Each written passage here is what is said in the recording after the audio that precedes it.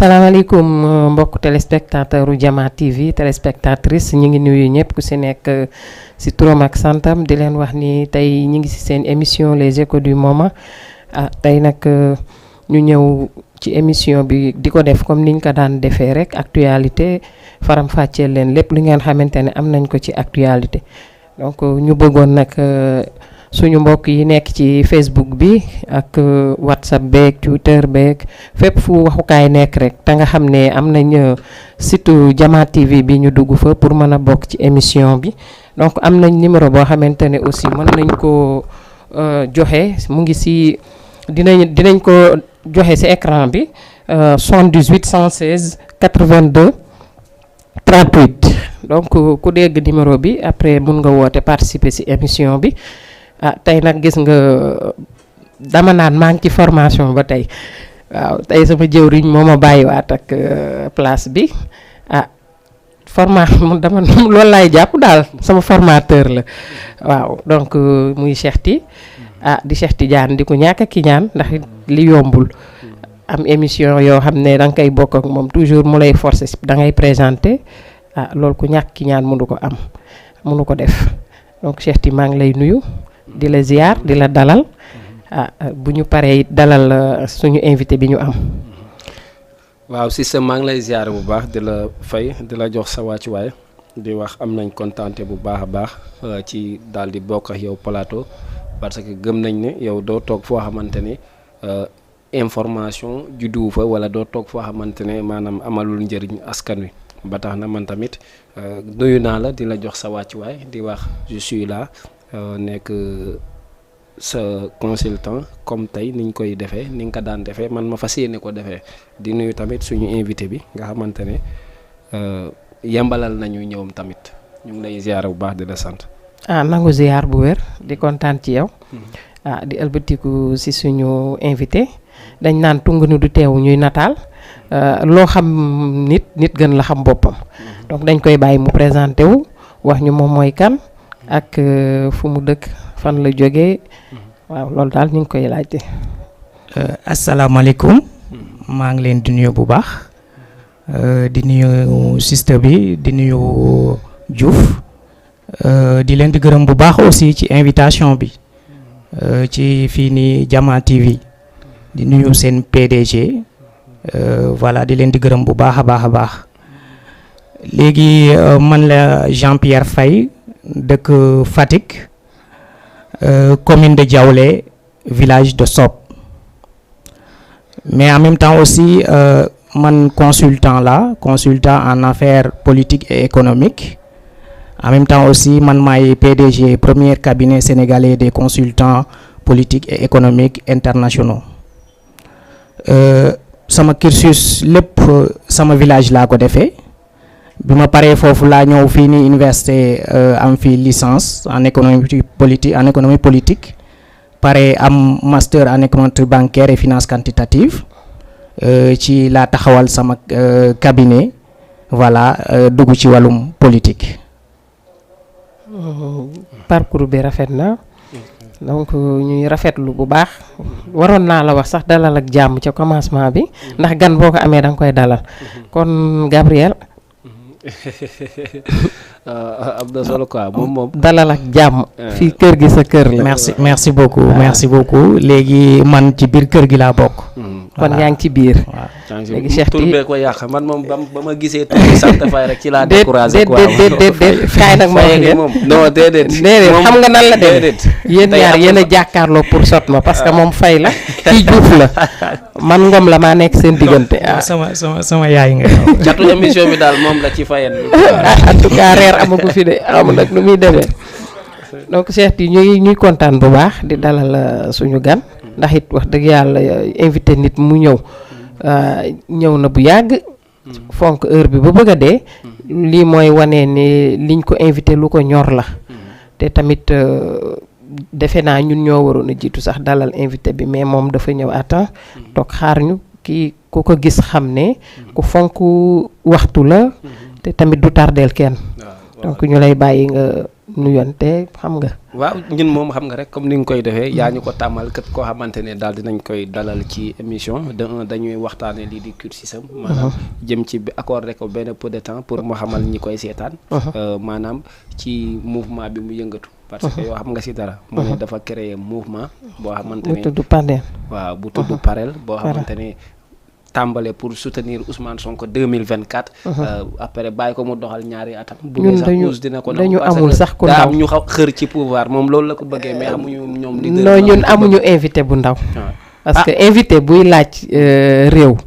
ak fi réew mi toll ak fi coowal réew mi toll. du ndaw te moom dafa tiddee bu diis li mu ñeme de man ñemeeku ma ko.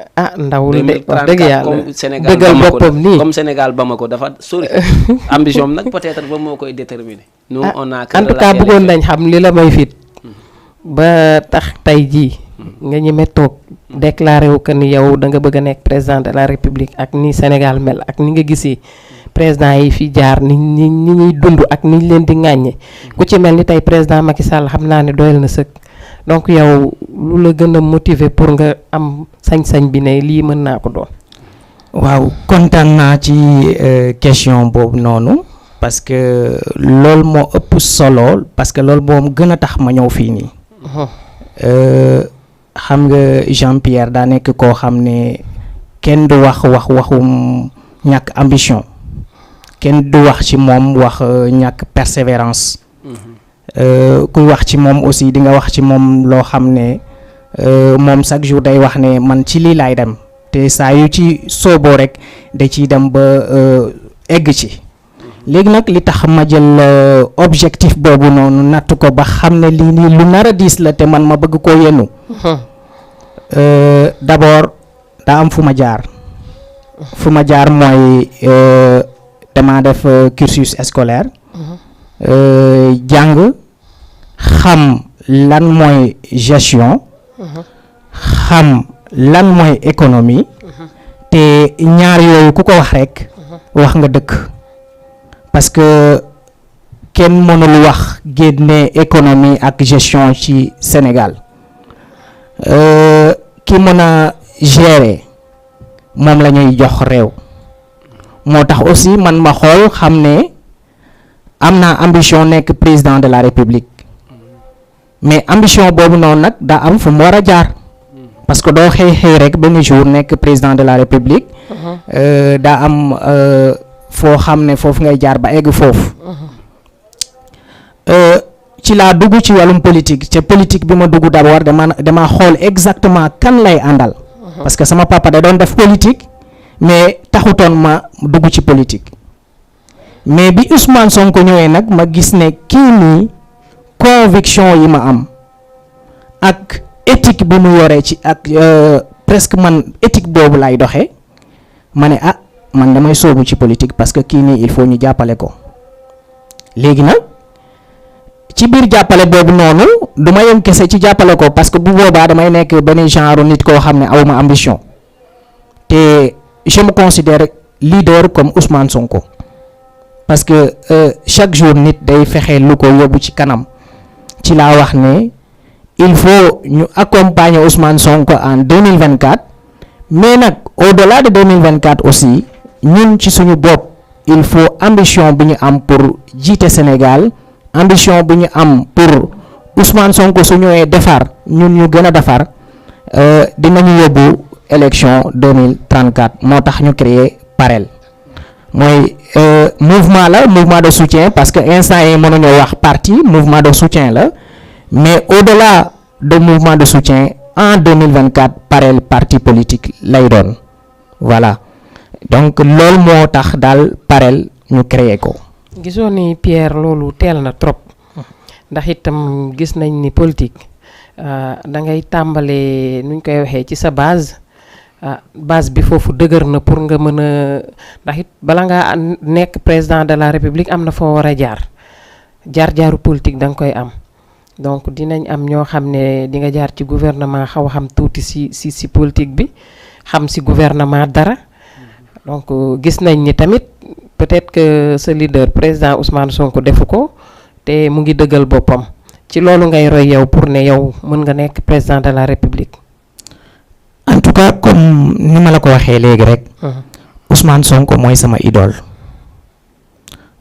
ci moom laay roy te wax nga léegi ne Ousmane Sonko jaarul ci état pour mun a doon tey fi mu pour mun a egg si fee tey fi mu egg si il s'est battu avec les moyens qu'il a mais aussi ak liggéeyam ba heure bi nga xam ne ci lañ ko dàq ci liggéeyam mais malgré tout moom mënul wax ne ci état laa weeru ba egg si fii ma egg si fii di donc y en a partout ñoo xam ne dañoo nekk président sans pour autant ñu mës a nekk ministre wala ñu mës a nekk par exemple député wala ñu mës a nekk maire li ci am solo ci le fait d'être président mooy que na nga def de telle sorte que nit ñi am ci yow vraiment confiance que kii nii suñ ko joxee dina mën a doxal voilà loolu daal mooy li nga xam ne mooy tax nit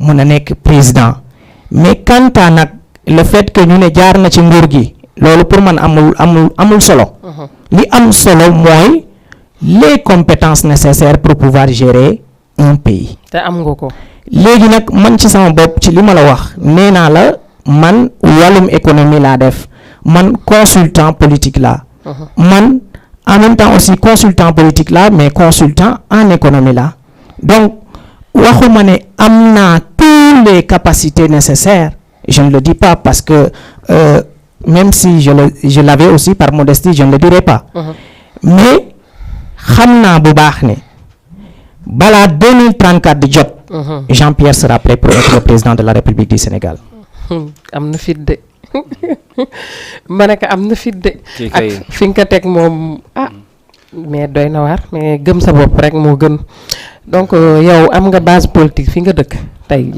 voilà concernant base politique bi nga wax xam nga soo waxee Pastef sama commune bokk naa ci ñi nga xam ne ñoom ñoo ko fa créé ñoom ñoo njëkk a wax waxum wàllum Pastef ci commune u Diaolé ñu ci liggéey bu am solo dem élection 2019 jël fa deuxième élection yi génn aussi ñoo fa jël deuxième te à chaque fois aussi ñoo ngi ci évolution léegi nag base politique d'abord balaa ngay wax politique il faut nga am ko te man fi ma dëkk xam naa bu baax ne mooy sama base et j'en ai des personnes qui sont prêtes pour cet objectif-là en 2034. Machallah. Voilà. Cherti. waaw am na solo ce qu'il a dit c'est très important parce que Sénégal boo fi bëggee raw say maas il faut nga oser léegi nag oser daa bëri façon quoi mën nga oser te fe ngay tàbbi maanaam ku loo xool maanaam xam ne maanaam oser nga ba am nga si dans un point positif mais souvent tamit nga oser boo xamante ne du am njeexital mais à travers cela moom li mu la bëgg a wax parce que gis naa ne maanaam moom ci li ma bëggoon àdduna si dans l'essentiel mais man li ma bëggoon xam en tant que un jeune politique on n'a que à vous encourager mais il va falloir tamit ñi lay seetaan ñu mën a xam parce que c'est un mot qui est trop lourd d'avoir des ambitions présidentielles kon dans ce cas nous on peut vous comprendre mais est-ce que certains téléspectateurs vont être au même pied de nous quoi comme nous li ma la bëggoon poser question mooy je ne te dirai pas parce que pour doon président de un ñaar moo koy def ci nit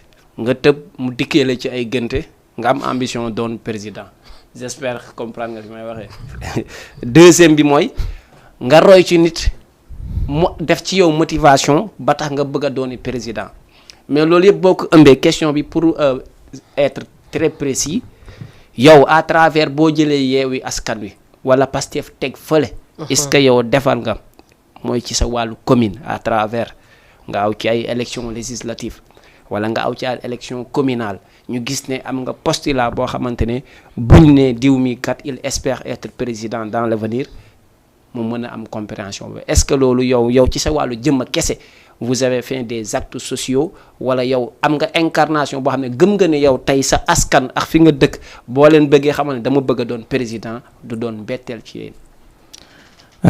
Très bien li nga wax noonu am na solo parce que il faut nga am base chaque jour je le répète politique soo koy def da ngay am ñi ànd ak yow te nga xam ne ça c'est des personnes très fidèles à toi léegi nag concernant le fait que nga ne ndax ay gént la ma dikkee wala voilà. non je ne dis pas ça.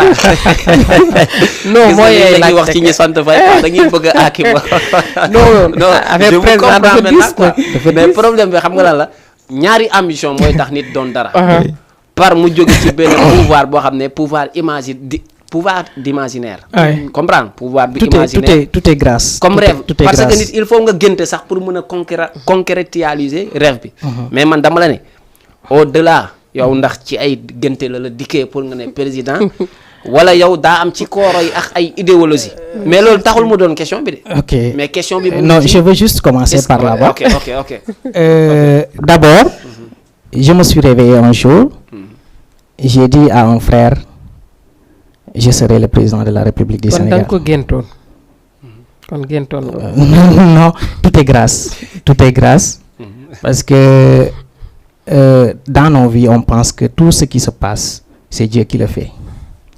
Voilà parce que 2034 soriwul voilà am na yu bëri yoo xam ne jarul la wax li am solo mooy ñu wax ne lii lañ bëgg te xaar ci nit ñi pour nit ñi accompagner ñu réaliser loolu léegi nag pour ñu réaliser loolu d'abord il faut ñu gis ko ci Jean-Pierre voilà parce que nit ñi doo leen di woo ne leen lii laa bëgg sans pour autant ñu gis ko ci yow si sa doxalin ci sa manière de faire voilà attitude à aptitude pour nga nekk président ci sa aptitude la ak ci sa attitude ni ngay doxalee ak ni ngay nekkee voilà léegi nag xool sama doxalin ak xool samay valeur moo tax ma gën ne jour bu ma jógee ne lii laa bëgg ci sama biir village dama koy am.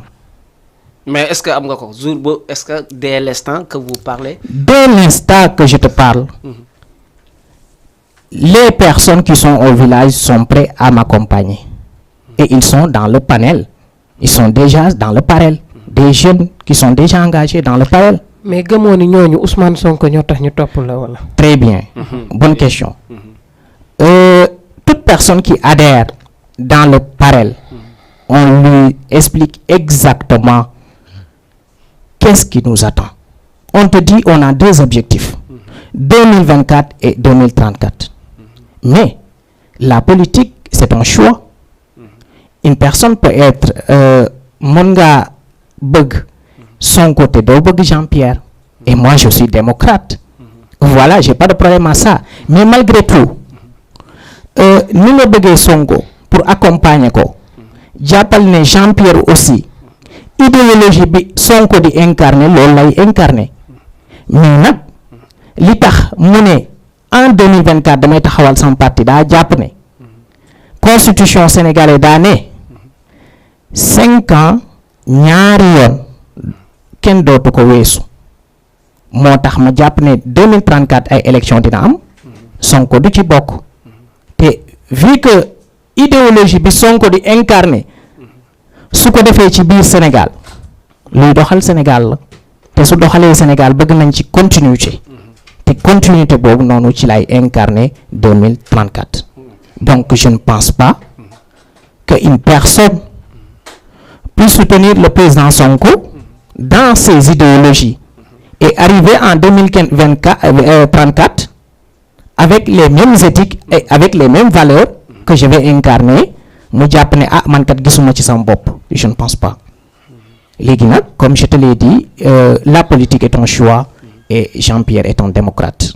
mais yow souvent dañuy wax ne ku ñëpp xam fa nga jëm yow xam nga am na koo xam ne peut-être yéen a ngi ànd chaque jour ambition mi yëpp doon président 2034 mais waxu ko.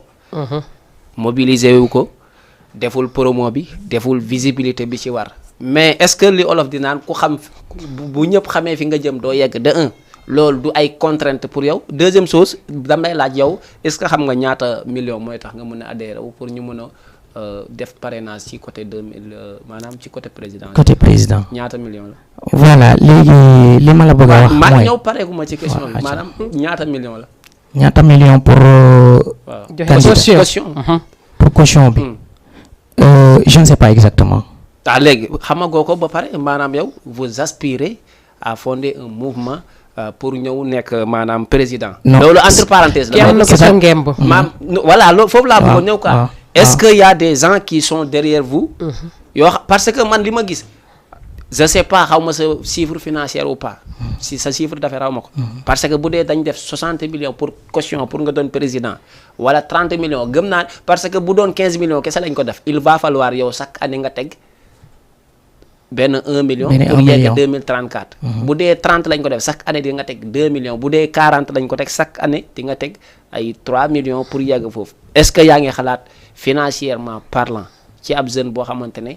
est-ce que yow ñi la ngemb bu ñu la mbasee yow di nga mën a demal sa bopp parce que daa am loo diggaale nit ñi tamit. ok ànd boo gis li ko lal confiance la dañoo am confiance ci man man ma am confiance ci ñoom donc su ma demee ba ñu bàyyi ma aussi et je sais pertinemment que fu ñuy yem ñoom xam nañ ko man xam nañ ko donc genre bàyyante amu fa mais si.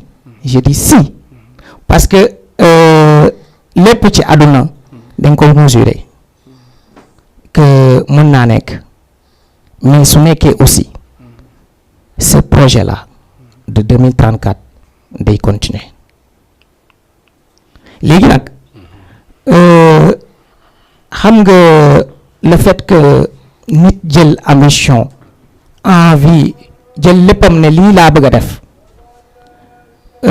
ragalu ci man Jean-Pierre peut-être ñi ma xamul mais ñi ma xam nañ bu baax ne ragaluma ci fi may dem pourquoi parce que xam nga nit soo waxee ne nit ñi suñ xamee fi ngay jëm pour nga egg fa dina jafe je te répète toujours que ma vie c'est de grâce man lépp dama ko wekk ci yàlla te amul dara lu may ragal ci 2034 bii nii ma jublu.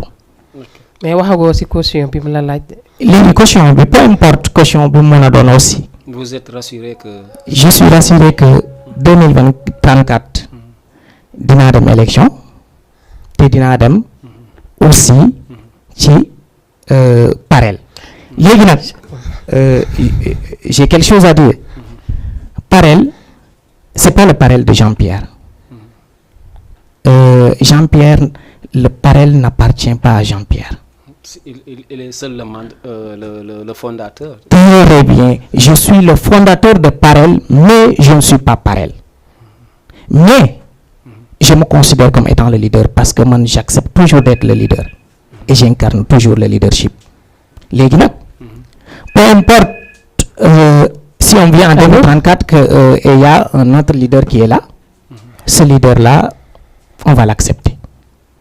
Donc, je ne dis pas que c'est Jean-Pierre le Parel en tant que tel, mais le Parel, c'est beaucoup de personnes très engagées même, très engagées dans ce concept-là, qui est Parel. Nous savons que nous sommes di ñu accompagner ñu ngi suñu ginnaaw dañu wax ne fii ngay jaar bi ma ñëw nii rek laa la wax de amul kenn koo xam ne wootewul téléphone bindul message ci biir groupe bi ni soo demee defal ni waxal ni defal ni donc ces gens là sont prêts. mais Diouf est-ce que gars yooyu muy wax du ñu koy njëkk a war. parce que Sénégal gis nañ fi ñoo xamante ni peut-être ci côté bu dee koom ñoo la ko ëpp expérience politique mun nañ la si jiitu ëpp la ko mais Sénégal ñi lay wax ne duñ la bàyyi nga wéet keroog parce que gis nañ fi lu ne dëkk bi. gis nañ fi lu ne te tey maanaam tey dafa métti ci sa côté da nga war a ramper boo xamante ne. mooy tax sa suba leer tey bu fekkee dañ jël kaaw Pape Djibril Fall mun nañu wax ne tey am na ay signaux yoo xamante ne ñu ngi gis ci moom bu nekkee xëyee doon président du ñu bett parce que am na ay élections yu ñu traversé daf si wane résultat et consort mais comme ni mu demee nii ah gars yi nañ la gëmloo ne yaa fi ne appareil wu mais xamal ne da nga yendu lu diis torop ni ma yenoo lu diis nag su ma liggéeyul rek gars yi dinañ ma bàyyi tey jàpp naa ne saa yu ma liggéeyul aussi man je suis prêt que gars yi bàyyi ma parce que ànd confiance la rek ak liggéey saa yu ñu gisee ne Jean-Pierre mu ngi liggéey nañ ko jàpp fi ñu ko jàpp nañ fa teg seen baaraam mais saa yu ñu gisee ne liggéeyuma nañ ma bàyyi parce que man benn objectif laa am mooy que su ma àndee ak ay nit confiance biñ ma jox ba ne diw la xam nga bi ma ñëw fii nii keneen mënoon naa ñëw parce que je ne suis pas Parel comme li ma la ko waxee j'ai créé Parel mais je ne suis pas Parel keneen mënoon naa ñëw mais ils ont confiance en moi ne ma demal léegi nag ànd boo gis dina am ñoo xam ne mën nañ dem ba ci digg bi ñu dem fu leen neex mais du loolu moo yàq Parel parce que on est soudés même si 1000 personnes vont sortir de Parel aussi ce projet de Parel va continuer. ki daal gëm-gëm la am moom. te dëgër na tool xam nga lu tax lu koy may sens. suñu genre journaliste lii lañ bëgg quoi comme ku tëb osé teg lu nganda. genre sénégalais rumeur boobu la ñuy topp ba moom. dina yegg foo xamante ni dina sut njortam man dama ko fan quoi te 2030. waaw léegi Cheikh yi xam naa ne moom pareeguñu si moom. ndax dese nañ ay question ci moom. yu bëri sax. donc ñu ñëw dem ci éléments yi nga xam ne actualité la. tamit dafa bokk ci émission bi. dugal ko ci ñu waxtaan si. ku si nekk joxe ci xalaatam. ñu jàll ci leneen tamit door a ñëwaat ci yow. donc ñu ngi jëm ci benn élément boo xam ne ñu ngi koy gis ci internet bi que fépp ñu koy ñaawlu trop nag muy affaire góor jigéen comme niñ koy waxee waaw ñu bett leen fële ca plage u BCEAO ñuy juróom-benn yoo xam ne dañ leen fa bett te dañ naan loolu du guléet ci dëkk bi toujours nga dégg ñu ne jàpp nañ góor jigéen fii jàpp nañ góor jigéen fii mu ngi bëgg a bëri ci suñu réew mi te kenn xamul lan moo tax mu fi bëri kenn comprendre tul loo wax ñu ni président daf fi war a signer loo xam ne day tax ñu jóge fi mais doy na waar daal en tout cas war nañu jël teg ci ay mesures yoo xam ne même su fekkente ne mënuñu ko fi jëlee it buñ koy def it bu mu doon loo xam ne nit yi dañ siy teg seen bët wala suñu mënul fajit askan bi fajal seen bopp ndax du lu rafet tey dañoo am ay doom ëllëg te duñu ay royukaay daal donc ñu dem ci élément boobu suñu ñëwee ñu joxe ci ku ci nekk xalaatam ñu dem si élément góor jigéen parce que dégg nañ ne yeneen góor jigéen ñi jàmmalaay leen jaaree terrain du si nga paru leen leen jàppee muy terrain nga paru waaw saa koñ bi daal mu ngi wàcc ba zéro ñoo ngi si 2 heures du matin 2 heures 42 3 heures moins waaw kay gis ngeen tànki nañ sax laa def nii pour mën a topp kaa bi waaw kaa bi ni nga demee Amadou Sène Petit Gallé mu ngi ne le yéen a ngi koy gis bu baax moo jiite action bi dafay la góor jigéen bi waaw.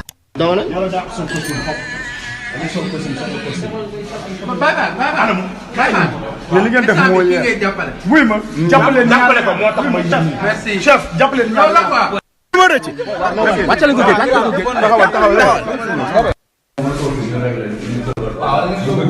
ñi ñu dem na gaay yi bàyyi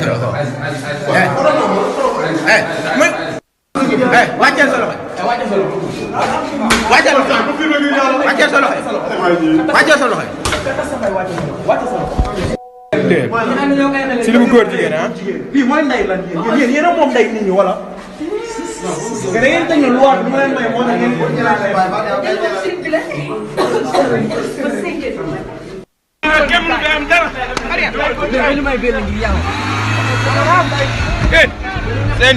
seen dana bi yow sa peñe bu lis bu dëgg ndeyam bi ay góor jigéen yéen bu ay dugg ngeen yow boy dugg nga boy ngeen yow yéen ñii ne ay góor jigéen imbécile bu ñëw mais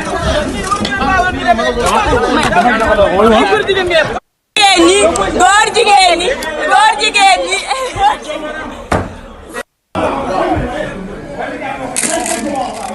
góor jigéen si koñ bi góor jigéen jarul ngay nëbbatu góor jigéen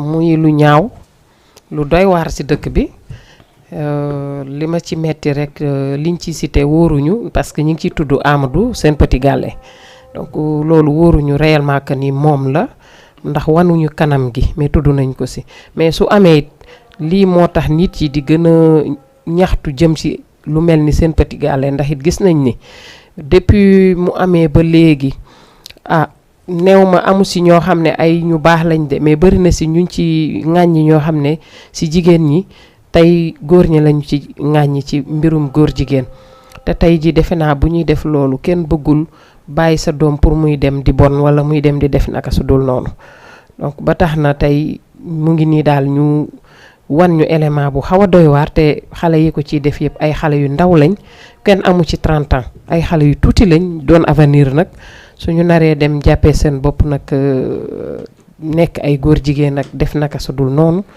doy na waar Cheikh Ty.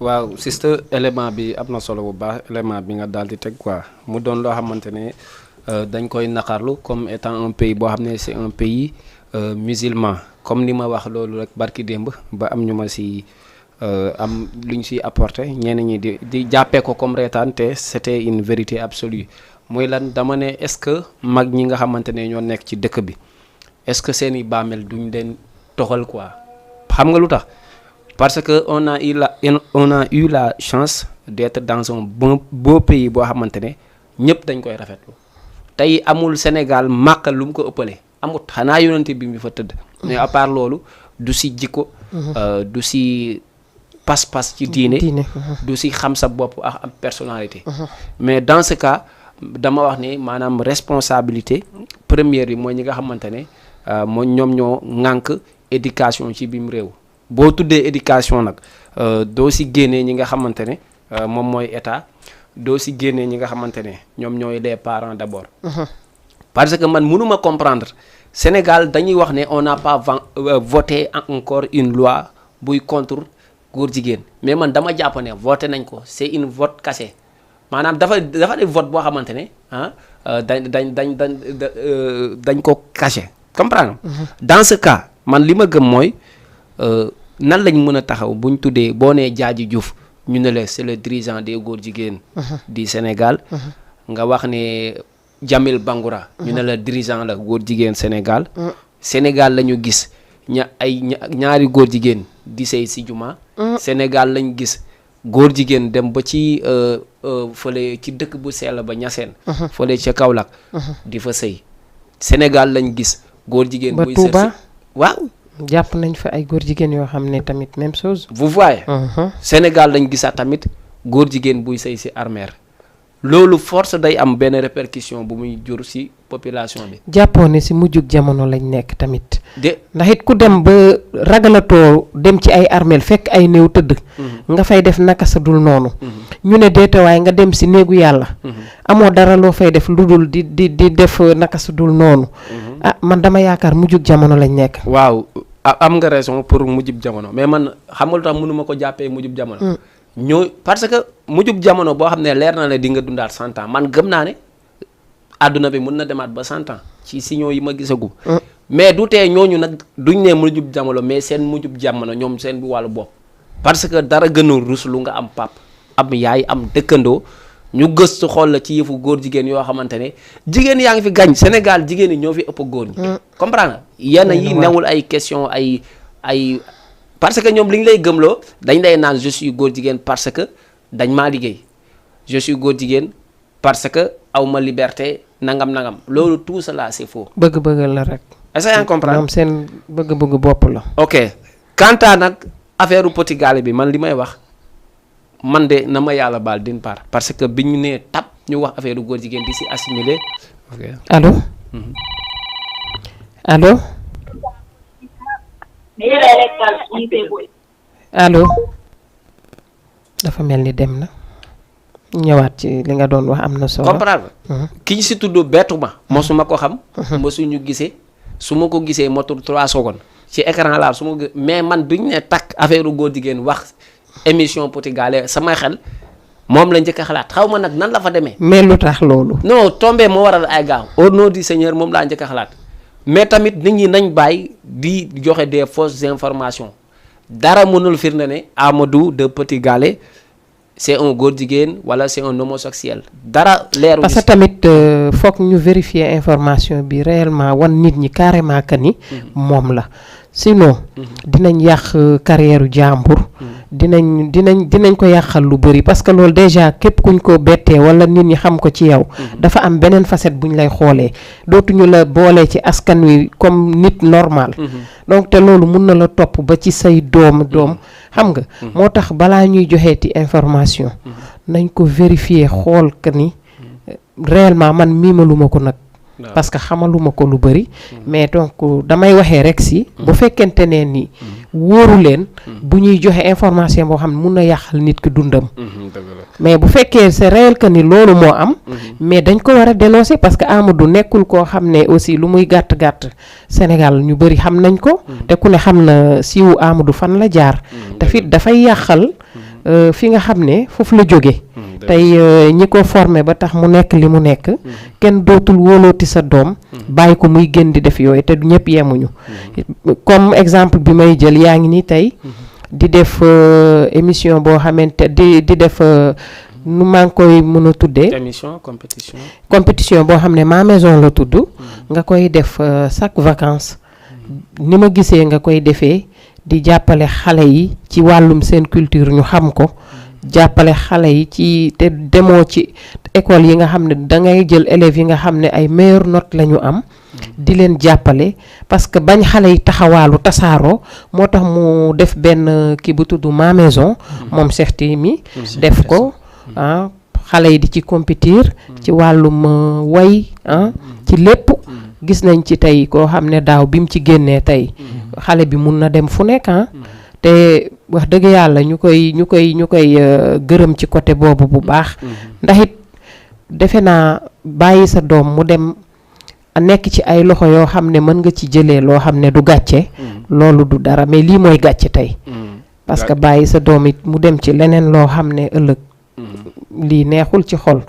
loolu te pour un dernier mot problème bi xam nga lan la c'est-à-dire yow mi bokk ci famille bu baax yow mi nga xam ni jàpp nga ni jullit nga yow mi nga xamante ne jomb nga rusloo sa yaay yow mi nga xamante ne am nga rakk yoo xam ne ñu ngi roy ci yow dans ce cas mun nga wax ni affaire bi diis na pour ñoom mais Sénégal moo toll boo xamante ne promo jaral na leen lu ne le mot góor jigéen ku fi sa promotion yokk wala sa visibilité xamal ne dañ la ko assimiler parce que tey day boo toogee sax ñu ne diw góor jigéen la nga waroon ko allo ok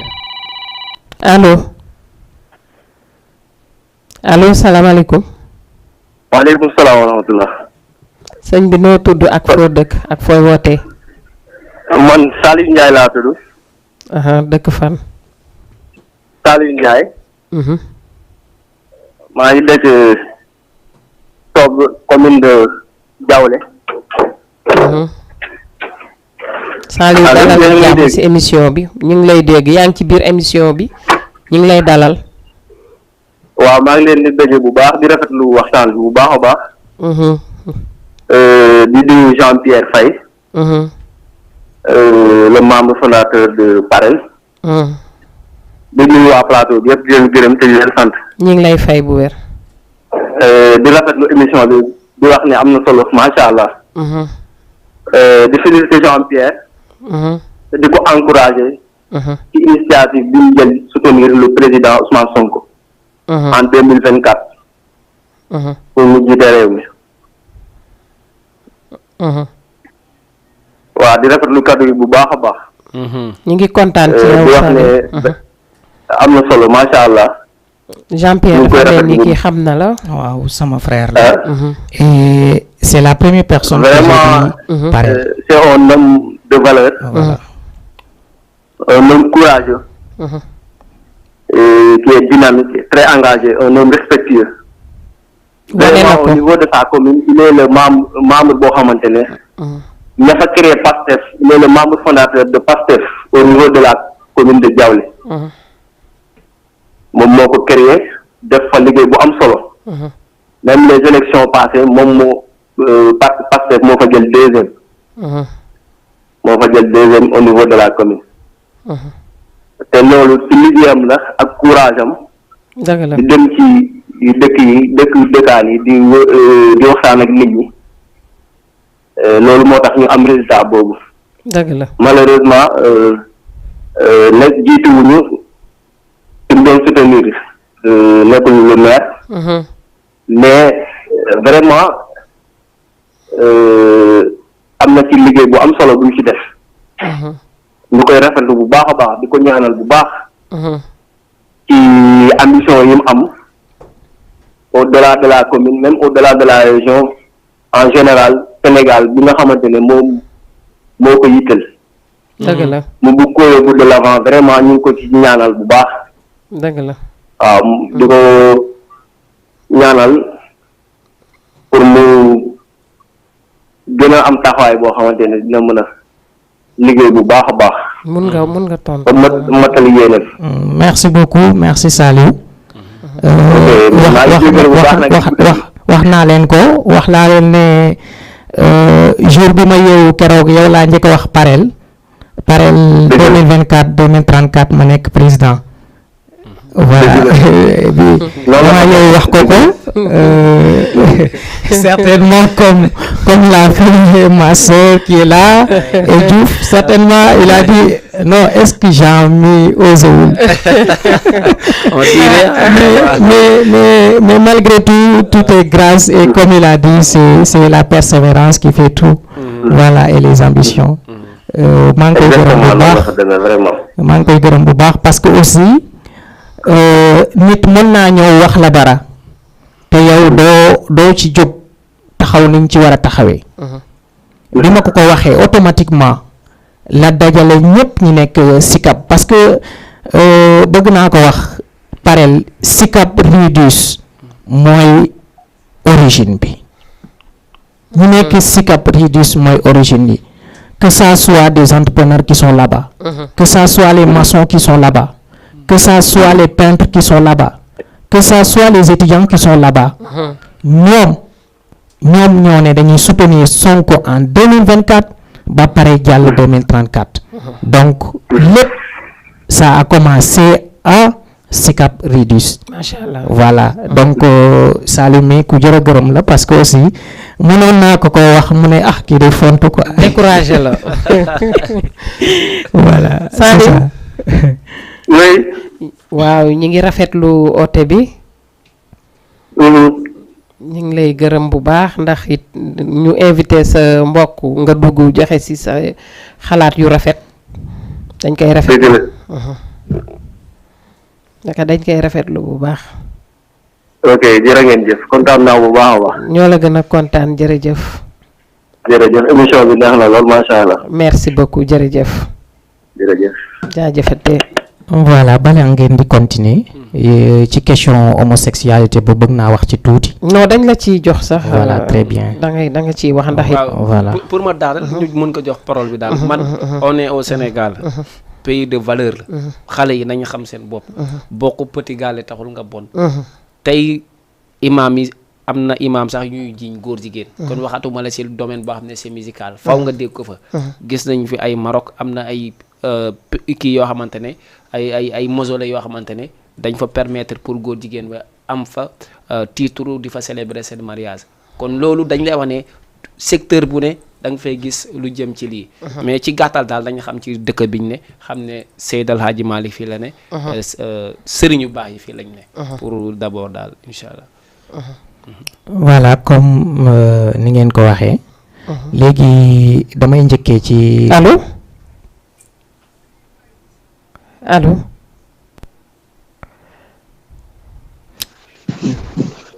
allo allo. allo waaw. allo. asalaamaaleykum wa rahmatulah. maaleykum waaw salaam. allo oui kooku soxna Fatou. Ami. allo. waaw. ba émission bi raw ba. déedéet yow moom nee naa la yaay noo bëggoon suñu marraine. ba émission bi raw ba. déedéet yaa ngi ci biir de. maa ngi ci biir. yaa ngi ci biir damaa génnoon damaa ñëw rek di xaaral. bu laay ma daw gaaw. non émission bi jeexagul xaw ma sax thème bi lan la. ñu ngi toll ci waxtaanee ci góor jigéen yi ñu bett ci plage bi. ay xale. juróom benni xale. waaw ci loolu lañ doon fi lañ toll nii. waaw nga xam ne réew mi yàqu na. dëgg la. d'accord. te ku yaay war nga. waaw yéen a ngi ci jàmm bu baax. ñu ngi si jàmm. ziar naa leen bu baax. ñu ngi nangu ziar Ami. yaay suñu anti stress ah. sànq xaw naa yàgg sax ci lii bi damay woote ba sonn mu tëw kii. xam naa ligne bee saturé woote bu xëccul dul kii. waaw dëgg la. waaw ligne bee saturé. c'est ça. saturé waaye noonu la waaye comme jot naa rek alhamdulilah. merci on est content. ça va yéen a ngi ci jàmm. ñu ngi ci jàmm Ami kontaan rek.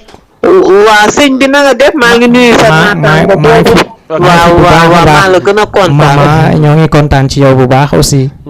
merci beaucoup. maa la gën a kontaan maa ngi gën a kontaan vraiment. ndax sama xarit boobu di sama bay moom lu mu ne rek maa ngi ci. loolu wane nga ko. may rafetlu émission bi bu baax a baax. macha allah waaw dëkk bi moom looy loolu moom. lii ngeen ci wax moom lu ngeen gën a mën a wax rek am na solo moom am na solo vraiment. parce que yooyu moom vraiment Sénégal daal de kenn xamatul vraiment. doy na waar. doy na waar de yaay yi daal war nañ. toujours ñu wax ko ah. ma ne ko yaay yi war nañ tiit de. doy na waar toog tax nga loolu. loolu dafa rafetul. man nag bu ma sañoon parents yi ñuy interdit sax seen doom yi ci kii yi ci plage yeeg kii moo gën. lu bëri xale yi xewee de. ma ne ko lu bëri xale yi xewee. wallaay Aziz soxna Fatou loolu di dëgg la moom. lu bëri fa lay xewe mais doy na waa da parce que léegi góor ñi am na ci ñama ko waa wax xoolatuñu dara. xoolatuñu dara. vraiment. mooy loolu daal. mais maa ngi leen di remercier bu baax a baax. ñu ngi kontaan ci yow.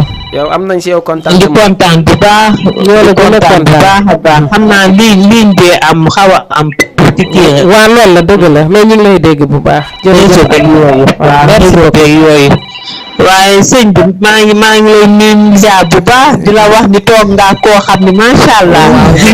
yal na yàlla la jàppale. amiin nit ku baax vraiment. amiin merci soxna Fatou kontaan naa. merci beaucoup. merci beaucoup merci. jaajëfatee merci. léegi Cheikh. waaw ñu bàyyi suñu invité ndax it loo xam ne defe naa ñëpp la soxal.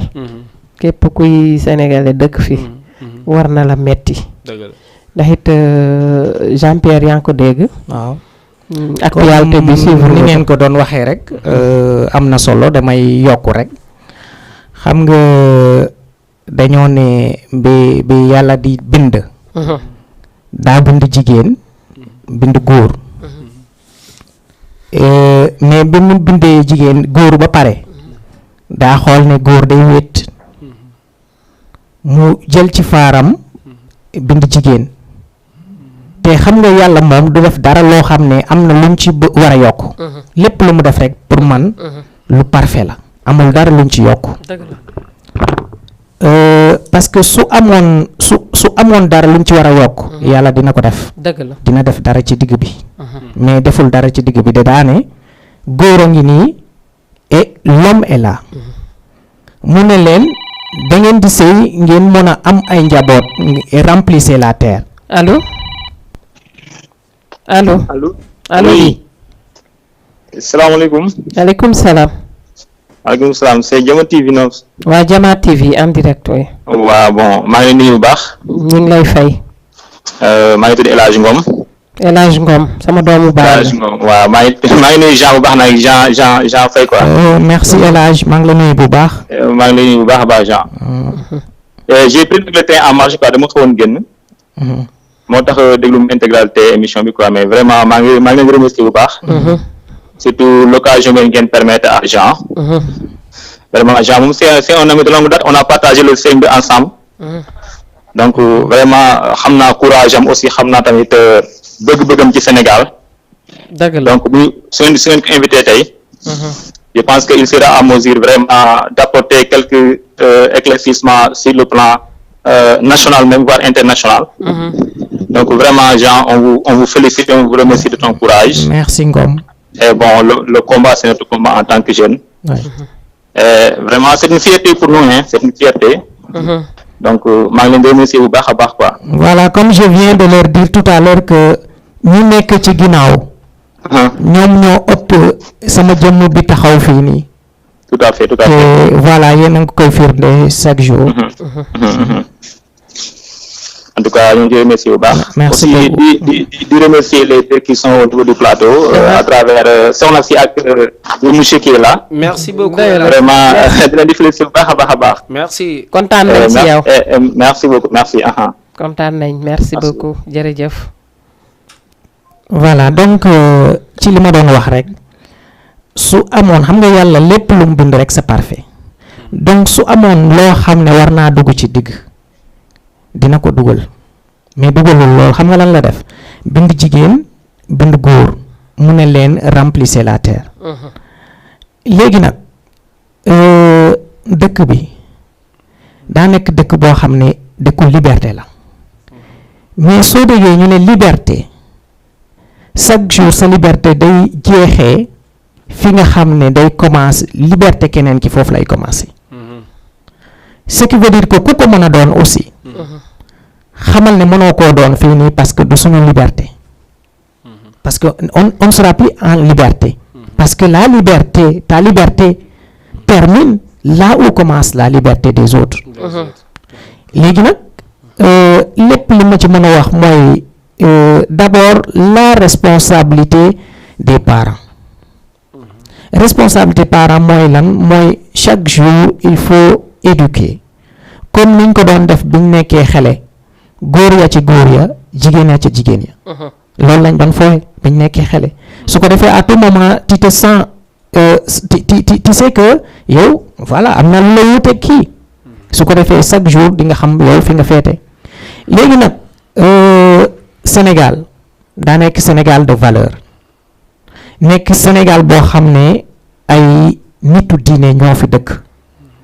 Que ça soit des Tidjanes, que ça soit des Layènes, que ça soit des Mourides, que ça soit l'église catholique, comme Nico André, Monseigneur André Gueye, ni mu ko waxee ci Popenguine bi passé daane nit kat xamu ci da cee xam benn tur nee na nit day am benn tur loolu la Monseigneur André Gueye wax mënoo nekk góor mën nekk jigéen da ngay am benn tur. Léegi nag on le condamne fermement l'homosexualité on le condamne fermement foofu moom il y a pas de liberté c'est pas quelque chose de donner à une personne la liberté pour l'homosexualité c'est pas nos valeurs c'est pas nos valeurs benn diine nangu ko de kenn nangu ko c'est pas des valeurs et on le condamne fermement. Voilà, donc loolu daal laa ci bëggoon wax Dieu a créé l'homme et la femme. am na solo xam naa ne buñ nekkee di ci wax it duñ fi jóg ndax loo xam ne tout le temps ñu ngi koy dégg amul tànki gannaaw mais tànki kanam dafa doy waar tey jàppatuñu benn jàppatuñu ñaar ay 6 personnes wala lu ko ëpp ngay dégg kenn comprendre tul daal ñun ban Sénégal lañ nekk te toujours dañuy jël yëpp dëgg la teg ko derrière président mais peut-être def na si mais li ci gën a defu daal mooy yar bi ci biir kër yi dañ ko xaw a manqué parce que tamit balaa président di yar wala muy joxe dara ndigal wala dara yar am na yoo xamante ne boo dee doomu jullit di doomu góor wala même doomu catholique bu baax sax jombale nañ seen bopp def yenn yi kon defe naa affaire góor jigéen lu diine benn nanguwul du lu baax te it war nañ ci jóg bu baax a baax a baax a baax xaw ma nag yan façon démarche lañ ciy def gën a sensibiliser nit ñi delloo si leen ci seen xel parce que yenn yi tamit ku am xel du ko def. doy na waar daal Cheikh yi mu ngi noonu. dëgg la man daal bëgg naa trop góor jigéen mais góor jigéen moom baax na moom. góor moom da ngay gën ci góor ñi dëgg yàlla. mais boo gënee bëgg a bon ci góor ñi buñ lay wax daal góor. day bëgg jigéen. dëgg la. waaw loolu de laa xam. waaye góor buy bëgg góor. moom doy na waar daal. lu bon dong nag lañu xam. waaw mu xam naa ne comme li may wax rek buñ ci nekkee di ci wax mën nañ fi fanaante temps bi day dem. donc te dañu amaat yeneen actualité yu ñu war a dugal. après ñu demaat ci Pierre. mu gën a xuus si waxtaan ak moom ndax itam ginnaaw buñ ko dalalee it dañuy bëgg gën a xam ci moom lu bari ba tax na dañuy dem Touba ci Gabriel Kane ñu ngi koy wax moom tamit dafa dem Touba seeti ji mara bi joxe fa xaalis maanaam ziyaaram daal donc ci biir loolu ñu bari rafetluwuñu ko ndax it dañ ne lu warta am la ma jàpp ni ginnaaw Touba dëkk la boo xam ne ku ñëw mu recevoir la ak noo mën a mel bu ñëwee war naa mën a recevoir ku ne ci àdduna mais ni ko nit ñi gisee ak ni mu amee daal du benn parce que ci dëkku Sénégal lañ nekk nag it bu dara amee tuuti des fois dañ koy xëcc ba mu doon loo xam ne da ngay defe ne sax lu bon la donc ñu dem ci élément boobu buñ ci jógee après ñu ñëw xool nuñ ciy waxtaane waaw jeex na tàkk nee na directeur Maguette xam na ni mu demee nañ ko tegal ci loxoom Mbacké sëriñ bi dégg na kàddu yi nga yëkkati baax a baax jërëjëf sëñ Mame maanaam ci jëmm ji nga xam ne waaw mooy soxna Gabriel maa ci jëf ji rafet ji mu def rawatina mu def ko ci wàllu wér-gu-yaram loolee na nga xam ne sëriñ bi la ko defal sëriñ bi sant na ko baax ci taxawaay bi ak yitte ji ak pësee bi rawatina bi mu duggee ci dëkk bi maanaam koo xam ne doomam di taalibe di Ndeye Maguette Diop mu yor district bi ginnaaw xam na ni mu demee rek na ci jokkoo ak moom jël lépp teg ko ci loxoom nee na bu ko tegee ci loxoom Ndeye Maguette mel ne teg na ko ci loxoom maanaam li mu bëgg lu ne dina ko ci am insha Allah rabbi kon nañ tàllal ñaan bismillah lu bëggoon a wax nee na nga ñaanal bu baax soxna Gabriel am na yéene am na bëgg bu ma am benn gàllankoor waaye bu ma am benn ndox ba yeggale Mbacké miin Mbacké miin yal na nga fi yàgg te wér ñu yàgg sa ginnaaw miin Mbacké amiin Mbacké amiin Mbacké miin Mbacké amiin Mbacké miin yaa rabbal alamin amiin yàgg fi lool tànd ak wér miin Mbacké amiin amiin miin Mbacké yal na nga fi yàgg te wér miin Mbacké jërëjëf Mbacké jërëjëf sunu gars yi bég naa de bàyyi ba sàmba jërëjëf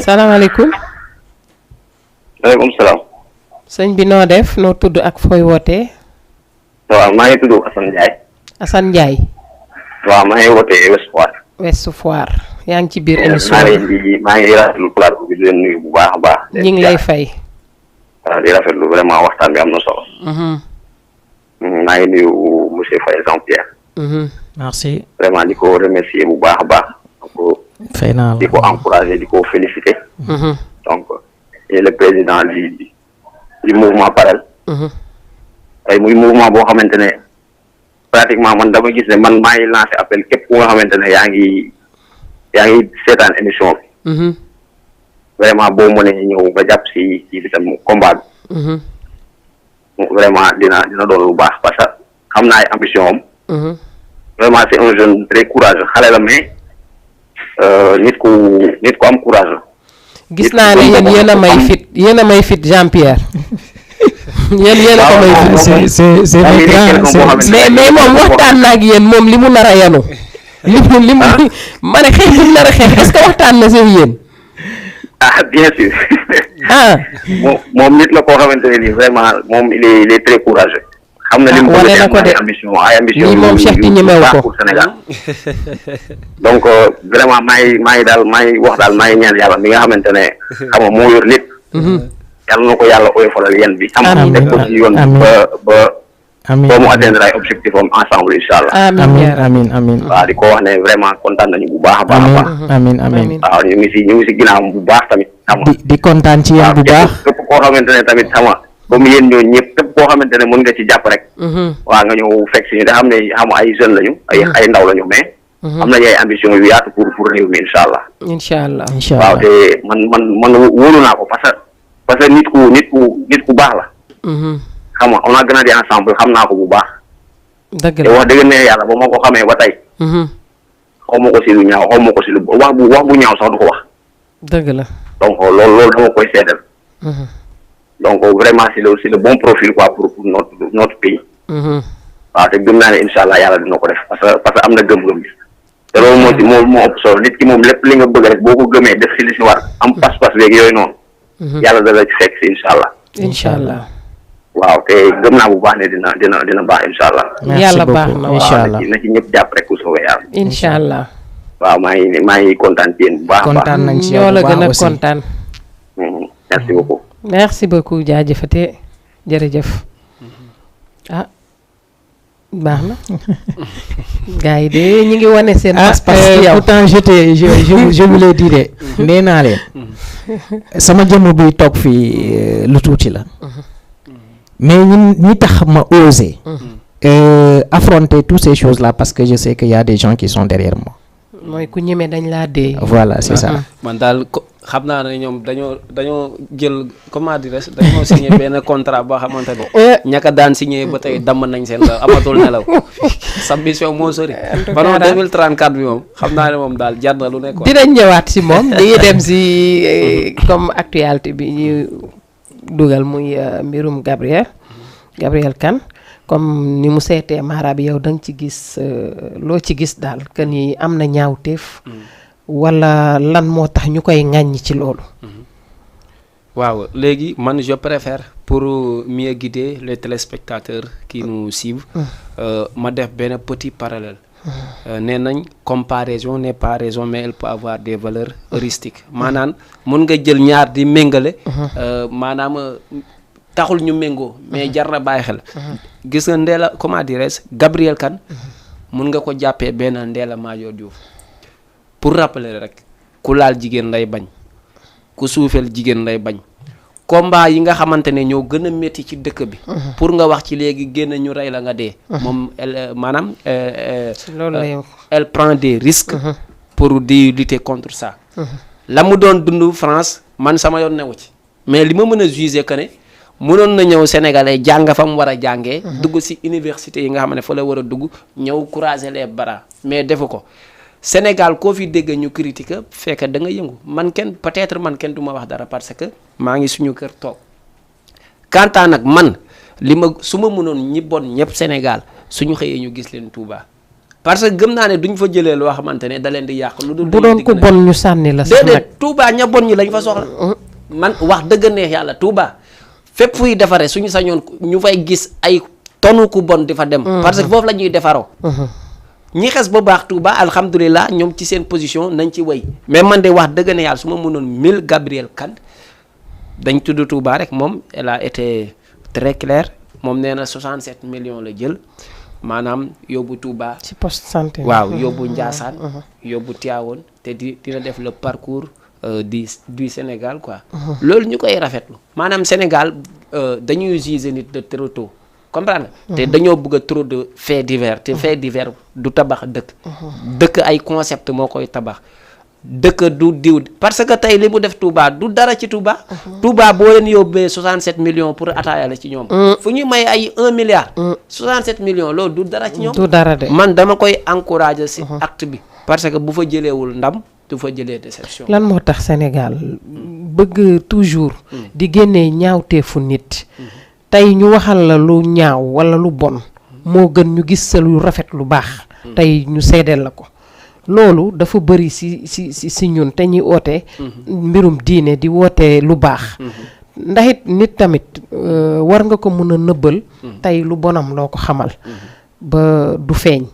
mais bëri na tey. faux pas booy def rek. adduna bi yëpp xam na def nga faux pas. tey boo defoon benn bu baax. ñu génneel la sa fukk yu téeméer yu bon yoo xamante ne dañuy fàtte sax ne mës nga def dara lu baax. waaw ba loolu yoonu sëñ Touba moo mel noonu gis nga yoonu sëñ Touba di nga fa dugg. ñu coow la ñi déggul foog ne foofu ngay yàqoo te keroog nga war a defar. te da koy seetaan mënuma gis nga jublu sëñ Touba pour defaru ji. jëlee sa déception. bu demoon ci église ba tey tamit nii laay waxee maanaam bu fa jëlewul des choses positives du fa jëlee. te yow nee nga am na fu mu jot a jaar ay njaasa am na. maanaam loolu la prévoir nee na Touba bi rek lañ gis mais dafa 67 millions yëpp dafa ko Touba dafa bëgg a jël 67 millions yi yóbbu Touba yóbbu Ndiassane mais elle est dans son chemin quoi nit bu amee des aspirations nañ ko jàpp ne ku jub la ba keroog ñu koy jàpp muy def safaat parce que Touba lépp loo fay def te du lu ànd ak war ma da ngay xëy weeru ña ko daan def yëpp yàlla weer na leen man damay saluer acte bi mu def na fekk ni daal mu ngi def te yàlla tax ndax day politique moo xam on dit que y a des sonkistes moom sax na déggaale message bi le président la y a des sonkistes ñoom ñooy booster population pour di naan ay Gabriel Kane waruñ ko yóbbu Touba parce que moom tamit lu Sonko def bëgg ko gis dañ siy rax politique. gars yi noonu la lu am nag dañ koy politiser mais bon. mais man moom pour man je salue la chose en tout cas d'abord li may wax Gabriel Kane mooy su dee politique moo ko tax a jóg. mën naa toog. mais c'est une politique positive aussi. parce que bu dee politique may ma ko. non c'est-à-dire maanaam Gabriel Kane xam nga problème lan la. même bu dee politique. bu demoon sax tey ci église bi. jàpp naa ne politique bu positive la. waa ma ne. ma répété waat ko. Gabriel Kane su dee politique moo ko tax a jóg. na toog xam nga li tax.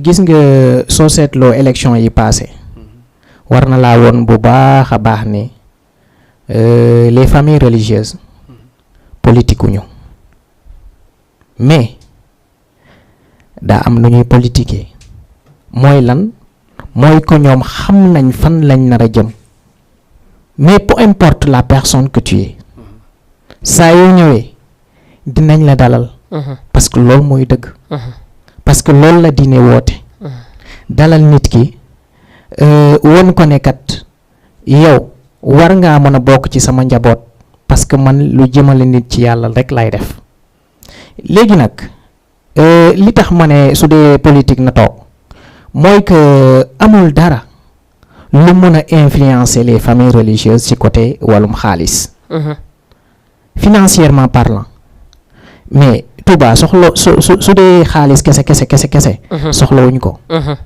parce que tu vois ñoo xam ne tey suñu waxee ne lii lañ soxla automatiquement benn murit mooy jóg ne def naa ko ci def naa lii aadiya mais yow da nga bëgg rafetlu woo non je ne dis pas ça je ne dis pas ça je dis et je le répète si seulement si wàllum politique moo ko tax a jóg na toog mais su dee politique taxu ko jóg très bien rafetlu nga affaire yi très bien su dee même su dee politique moo ko tax a jóg na am conscience tranquille ne def naa ko mais du parce que def naa ko am na luñ ma war a def en retour de déedéet en matière de religion c'est pas ça y a pas les chefs religieux n'ont pas de retour à donner à une personne en matière politique déedéet ñu ñaanal la très bien mën nañ laa ñaanal mais bul foog ne par exemple def naa fii lii nii automatiquement dinañ la ma jàppale ci lii nii non la politique c'est la religion c'est pas ça te suñu maam ju baax ji nga xam ne saa yu reetaanee rek ñu kontaan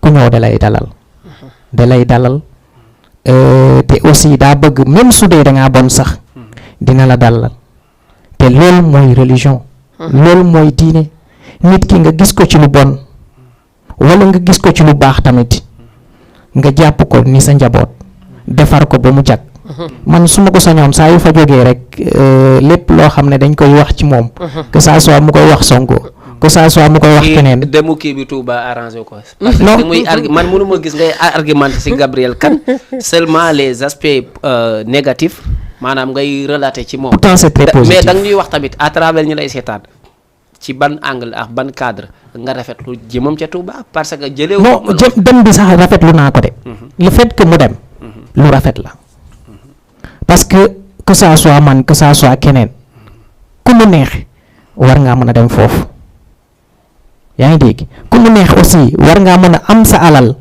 yéene ko def ko fa mais li ma wax daa leer de su dee daa am lu muy xaar en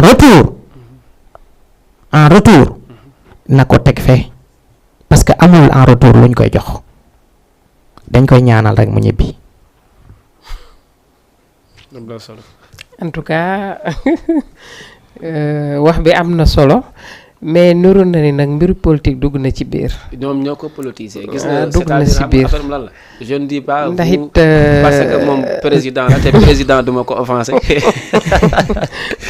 futur président Sénégal moo jafee jëfee Sénégal ak a jafee jëfee. waaw loolu la de. mais bon nañ jàpp ni rek comme ñëpp rek kuy dafa jóg pour def lu baax nañ jàpp ne rek dafa jóg pour def lu baax ñu baaxal ko bañ a am beneen arrière pensée bu ñuy xalaat ci moom wala parce que li ma waxoon fi moo fi nekk nit ki bu ñu xam sa passé rek nga def dara lu baax rek ñu bëgg la ko delloo sil du noonu en tout cas def na acte bu rafet ñu rafetlu ko defe naa bu ñaawoon trop sëriñ bi mooy njëkk a jël ndax ñàkkul fayda ba lu ñëw rek mu jël mais nañu jàpp ni daal def na acte bu rafet ñu rafetal ko rek loolu daal la ñu amoon kon luñ ci sànni comme actualité bu fi am bi si des it suñu futur président moom mu ngi toog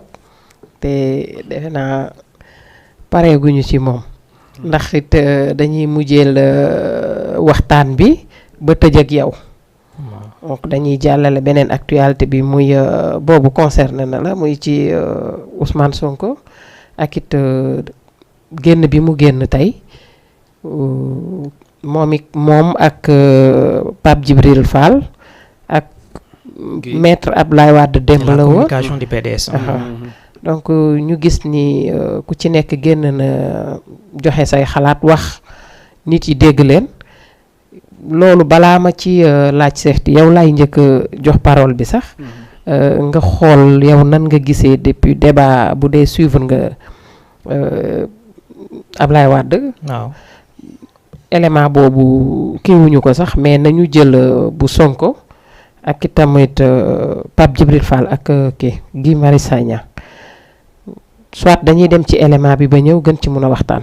soobee yàlla dinaa entamer dinaa door benn tournée nationale ci biir Sénégal yépp tournée boo xam ne du benn département du ci mucc la ñu jàngat nag ci élection locale yi ak élection législative yi mooy dëkku taax yi mokk na ba noppi dëkku taax yi ñoom mën na suñu fa gañe dara bu ngeen seetloo même département yi nga xam ne ñoom moom la ñu gañe dañoo ñàkk dëkku taax yi Louga dañoo ñàkk Louga commune Mbour dañoo ñàkk Mbour commune Kaolack dañoo ñàkk Kaolack commune Kolda noonu donc liggéey bi fu mu nekk léegi ñun ñëpp xam nañ ko mooy dugg ci àll bi waxtaan ak suñu mbokk àll bi parce que ñoom la ñu continuer di manipuler ci ay mbirum xaalis ak yeneen moo tax tournée bi naam dinaa def tuuti milieu urbain yi waaye lu ci ëpp moom àll bi lay doon te dinañ ko def ci yoo xam ne day lalu ci nu mu tuuti fukki weer ak juróom-ñett yi nga xam ne moom la ñuy dëgmal waaye nag mbokk yi lii su ma ko waxee dinaa leen wax naa leen li ñu war a def waaye su ma ko daaneel daa leen wax nag li nga xam ne mooy ay pexe yoo xam ne ñu ngi koy fexe subaak ngoon guddeeg bëccëg pour essayer dal suñu kaw ak pour essayer bloquer yàq projet bi nga xam ne ñu ngi ciy liggéey boobu ba léegi yàlla def ci lim ciy def ndax su ngeen fàttali ko bi ñuy door kenn xamuñu ci Sénégal ba mu daj 2017 ba ñuy campagne dañ doon wër ci marché yi di jeex nit ñi pour essayer am quelques personnes yu ñuy waxal 2019 gis ngeen li xew 2022 nag moom tabar fa kàlla projet boobu nag lañu bëgg a fexe ba gàkkal ko ñoo ko bëgg nag ñaar ñii la nguuru Macky Sall la ak nguur gu ñuy wax France nguuru Macky Sall ak nguur gu ñuy wax France ñoo ne Sénégal de ñépp mën nañ fi falu ba mu des Ousmane Sonko ndax fu mu bëgg a jëmale Sénégal baaxul ci ñun bu dee nguuru Macky Sall nag la ñu ragal yëpp xam nañ ko ndax ku ñu jox réew jamono. waaw ñoo ko déggandoo muy discours Ousmane Sonko bu mu doon def tey defe naa du ñu wéet ci plateau bi ndax it am nañ ci koo xam ne ci ñu ko représenté ci gox yi la te bëgg a nekk futur président de la République du Sénégal. donc kon yow it damay ñëw ci yow Jean Pierre noo gisee discours bi ndax it li mu wax loolu loo mën a teg sa loxo danga ciy teg sa loxo sax nag ndax it xam naa ne doo contre mukk Ousmane Sonko wax nga ne du demewul noonu warul waxee noonu mais jàpp nga ci li mu wax ni loolu comme niñ koy waxee rek ak naan Ousmane Sonko tubaab yi le contre loolu la nit yi di wax wala jëf yi tubaab yi di jëf ci réew mi moom loolu la bañ ci loolu la ñëwoon yow noo gisee kii bi. D'abord damay commencer moom président Ousmane Sonko fu mu commencé. allo. waaw sëñ bi noo tudd ak fooy wootee. maa ngi tudd Cheikh Omar Diouf. Cheikh Omar Diouf bëgg ceeb. waaw déedéet waay soxla bi. tey Ndioufène maa ngi dëkk Sangaye Bel-Air dans le département de Guinguinéo. dalal maa ngi wootee Bel-Air. maa ngi di nuyu yéen ñëpp. ñu ngi lay fay bu wér. waaw ñu ngi lay fay Diouf. di leen ziara. nangu ziar bu wér. di rafetlu débat bi. dinaa xaw a tàdd nag mais. am na si li ma jot a déglu. dëgg la. vraiment am na solo bu baax a baax a baax. di nuyu suñu grand Jean-Pierre. maa ngi lay fay bu baax waaye Cheikh Omar. Jean-Pierre nuyu na la nit ku baax. COD maa ngi lay fay bu baax. ku baax ku am yitte tamit. ku xam tamit ni réew bi di doxee. dëgg la. un vrai patriote. koo xamante ne bëgg na réewam. am na ambition doxal réewam. dëgg la. am fierté également ak courage. loolu moo ko poussé mu taxawal mouvement boobu muy parrain 2024 ak 2034. di ko wax ne nag nous sommes à tout corps avec lui. ñu ci ginnaawam di ko jàppale à saa su ne. vraiment xam nañ ne comme ni ngeen ko waxee ci débat bi. il a osé mais. nit moom boo nekkee ci àdduna. il faut toujours oser. En fait, l'idée est tellement grande. Mais dans la vie, rien n'est impossible. ngëm-ngëm daal mooy lu am solo. waaw loolu am na. boo gëmee ne war naa doon di nii nga def li ci war suñu borom di la koy jox. te gëm nañ ne am na qualité yi. am na xam-xam bi. am na ngëm-ngëm bi également. en tout cas bu ñëpp melee ni yéen de dina falu dina doon président moom. non day doon président sax incha allah. incha allah. yéen a ngi confirmé li ma leen doon wax chaque jour de. ñi nekk sama ginnaaw moo ëpp ki taxaw fii di. waaw mooy doole de te gaa yaa ngi wane ne ñu ngi lay dooleel. non c'est que bu fekkoon ne dañ ciy gis loo xamante ne même bu ko arrangé tamit to arrangé wul Sénégal. mais xam nañ ne Jean-Pierre c'est un beau profit pour le Sénégal. donc loolu ñu ngi cee def li leen lu dul nit ci ginnaawam di ko jàppale saa su ne. waaye yoon wi sori na bëri na ay xaaxam. waaw mais ak lu mu sori. yoon du sori quoi. ndànk rek. yàlla baax na ko. to gars yi dañuy wax ne buy métti nga daw. buy neex du la fa fekk quoi. ko fekkee waaw loolu moom. voilà. yàlla baax kon à chaque fois daal.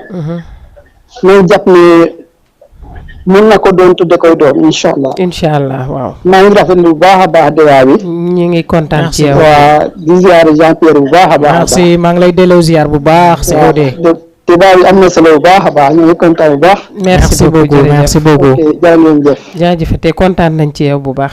jaajëf jërëjëf.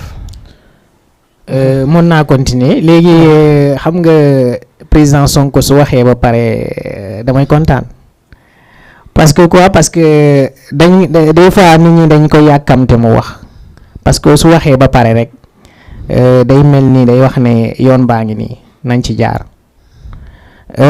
bi mu waxee ba pare sama coordonnateur mooy Mbaye Lam le président Mbaye Lam envoyé na un message pour ñu gën a farluwaat ci affaire yi comme ni mu ko waxee parce que Yewwi Askan Wi dañoo daje woon rek mais ku nekk aussi daa am lu moomal boppam muy parti bi léegi nag ku nekk aussi war naa mën a wone leadership am que ça soit PDS la que ça soit keneen la que ça soit keneen la mais ñun ci suñu biir comme ni ko président Sonko waxee focus sur 2024 suñu objectif yëpp mooy 2024 léegi nag comme ni mu ko waxee dina def tournée boo xam ne ci biir dëkk yi lay dugg au lieu que mu yem ci ville yi parce que soo seetloo élection yi passé nii ville yi moom mokk na bàcc nañu waa saa waay ba mu mëkk rumbax li des mooy lan mooy les villages village yi nag dina ma neex ma wax ci parce que man ci village yi laa dëkk dama bëgg Macky Sall xam ne village yi voté luñ ko pour parce que def na fa dara de déedéet parce que j'habite à Fatick mais dañ ko votel parce que suñu doom la su gañee Fatick su gañee Fuuta dañ ko yërëm parce que sa mbokk sa ki nga xam ne dañ koo xam mu juddu fii yaroo foofu su nekkee ci dara rek ndeysaan dañ ko ci yërëm mais su paasee loolu suñ duggee ci biir village yi dinañ fa liggéey bu am solo comme ni ko président Sonko waxee te d'ici 2024 dañu waxati ne par exemple village bi ni Macky non village bu nekk ci biir Sénégal dinañ fa am loo xam ne Macky sax dootuñ ko fa wax te Macky ci boppam sax moom daa bokkul 2024 voilà parce que su ma waxee Macky rek day mel ni dama koy boole te moom bokkul 2024 dañuy yaakaar ne peut-être dina am benn waayam bu mu jéem a tan ci seen APR bi mën ko poser mais ku mu mën a doon aussi na xam ne président am na mbër de président Sonko du caaxaan te li muy wax nii war naa mën a tax ñëpp xam ne lu ko ñor la te lu ñu ñor la ñun ñi patriotes yi te dinañ ko ci accompagner ba 2024 su jotee saa yu kii bureau de vote yi tëjee ñu def décompte bi président Sonko la ñuy wax. j'espère que di ngeen wàññi fitna ju bari ji kon ci réew mi. fitna waaw xam nga soo waxee fitna. day mel ni dañuy wax Sonko soo waxee fitna da ngeen wàññi fitna bi day mel ni Sonko ci boppam mooy indi fitna alors que tel n'est pas le cas parce que nit mënoo dëkk ñu lay dóor nga ne noo garaawul damay bañ gaay yi ne damaa bëri fitna bàyyil ma bàyyi nga dëkk ñu lay def xoqatal nga dëkk ñu lay xoqatal dina am benn jour boo xam ne da ngay fippu te woon nañ ko mars bi passé te aussi na xam aussi ne jeunesse bi ma gis nii saa waay lu mën a tere Sonko nekk président 2024 du yomb de jeunesse bi ma gis nii ci li mu wax ça sera pas facile voilà waaw am na solo si devoir am la nekk ak ci droit am xam nga sénégalais moom souvent bu amee xam-xamam boo bëggee ngeen yàgg ci yoon wi rek da ko koy considérer il a bien fait des arguments loolu dañ ko koy nangul parce que militant bu ne tamit dañuy xaar pour nga embellir wala nga enjoliver li nga xamante ne moom mooy si fi ngay militer loolu vous en avez le plein droit Ousmane Sonko s'agissant son discours je le magnifie maa ngi koy rafetlu en tant que leader gëm naa ne buñ ko déclaré woon ne ko il faut nga vider say compte financièrement pour Sénégal jag dootul nekk ci benn mot wala dootul nekk ci naqar selon lim ma woon je ne sais pas mais selon lim ma woon depuis ay 2019 gëm naa ne Ousmane Sonko am na sañ-sañ boobu nit ñi bëgg nañ ko te Ousmane Sonko da di nattu ci président de la République maanaam tey su ma la waxoon ne tey candidat potentiel bi nga xamante ne Macky Sall bu bëñam di métti li koy gën a métti kan lay doon Ousmane Sonko la loolu yëpp nangu nañ ko mais selon moom Ousmane Sonko discours am tey liñ si mën a jàngatee bëri na. premier pas mooy que ne Ousmane Sonko boo gisee muy gagné nit ñi ci bataille psychologiquement dafay làqoo population bi. moom bu gisee ne maanaam fa nga jëm maanaam muy ñëw am divorce rek day ñëw ne population bi yéenay arbitré parce que tey li mu gën a accentuer mooy contrat bi nga xam des contrats on dirait des contrats verbaux et consorts bi mu def ak waa wàllu parce que on dirait que maître Abdoulaye Wade moo njëkk a génn di wax ci ne il en a marre de cette intercoalition dans ce cas l'observateur bi ne na si li nga xamante ne moom mooy ay bés bi ñoo ñëpp bind nañ ci mais liñ si mën a jàng mooy que ne Ousmane Sonko tey suseem yëpp ak li muy xaw a tiit ci intercoalition mooy y aura trahison. allo allo. salaamaaleykum. maaleykum salaam. Jama TV. Jama TV sëñ bi noo tudd ak fooy wootee. c'est Bassirou Sall. Bassirou Sall. waaye Fatick commune de Thiaré Ndial bi. maa ngi leen di nuyu yéen ñëpp. ñu ngi lay fay di la dalal. di rafetlu émission bi. merci beaucoup. di féliciter également le frère Jean-Pierre. merci Bassirou. bon qui est un des membres du fondateur Farel. di ko wax ne vraiment Jean wax bi am na solo. vraiment moom ñu ngi nuyu c'est un gars très ambitieux. ku am courage aussi. c'est un patriote aussi. yaakaar naa ne loolu boo ko yoroo rek. dëgg la. war nañ laa mën a jàppale. c'est pour la raison ñu di ko gunge noonu. di ko wax ne en tout cas nous sommes prêts à vous épauler. parce que vision bu mu yor. ak détermination am. vraiment war na mën a tax ñu gunge ko. en tout cas Jean nous sommes derrière toi. merci Bassirou. bul tiit dara. merci Bassirou ça je suis vraiment conscient de ça Bassirou je suis vraiment conscient de ça. loolu moom Jean bu ci xalaat dara. oui. foo ñu soxlaa rek di la fekk foofu. may ngeen ko fit daal. loolu moom bu ci xalaat dara. ma ne ko may ngeen ko fit de. may ngeen ko fit de. non kooku daaraam fit bi moom moo da ko yoral boppam moom. baax na yokk ngeen ci de ak détermination. yéen xam ngeen li ci président de la république. mais président de la république ambition la rek. waa dëgg la. ambition ak bëgg sa réew rek. bu ànd ak jafe-jafe yu metti. waaw loolu moom jaral nañ ko réew mi jaral nañ ko. kon baax na. réew moom lu mu soxla rek nous sommes prêts. waaw di leen jaajëfal leen ñëpp. ñoo ngi kontaan si yow waaw. yéen waa Jama TV yëpp. di leen remercier bu baax a baax. jaajëfatee ñu ngi kontaan si yow bu baax. merci beaucoup. merci beaucoup. jërëjëf bonne continuation. merci. seeti. waaw pour temps bi bañ ñu xoj à tout moment. mooy que ne daal li ma wax moom mooy Ousmane Sonko.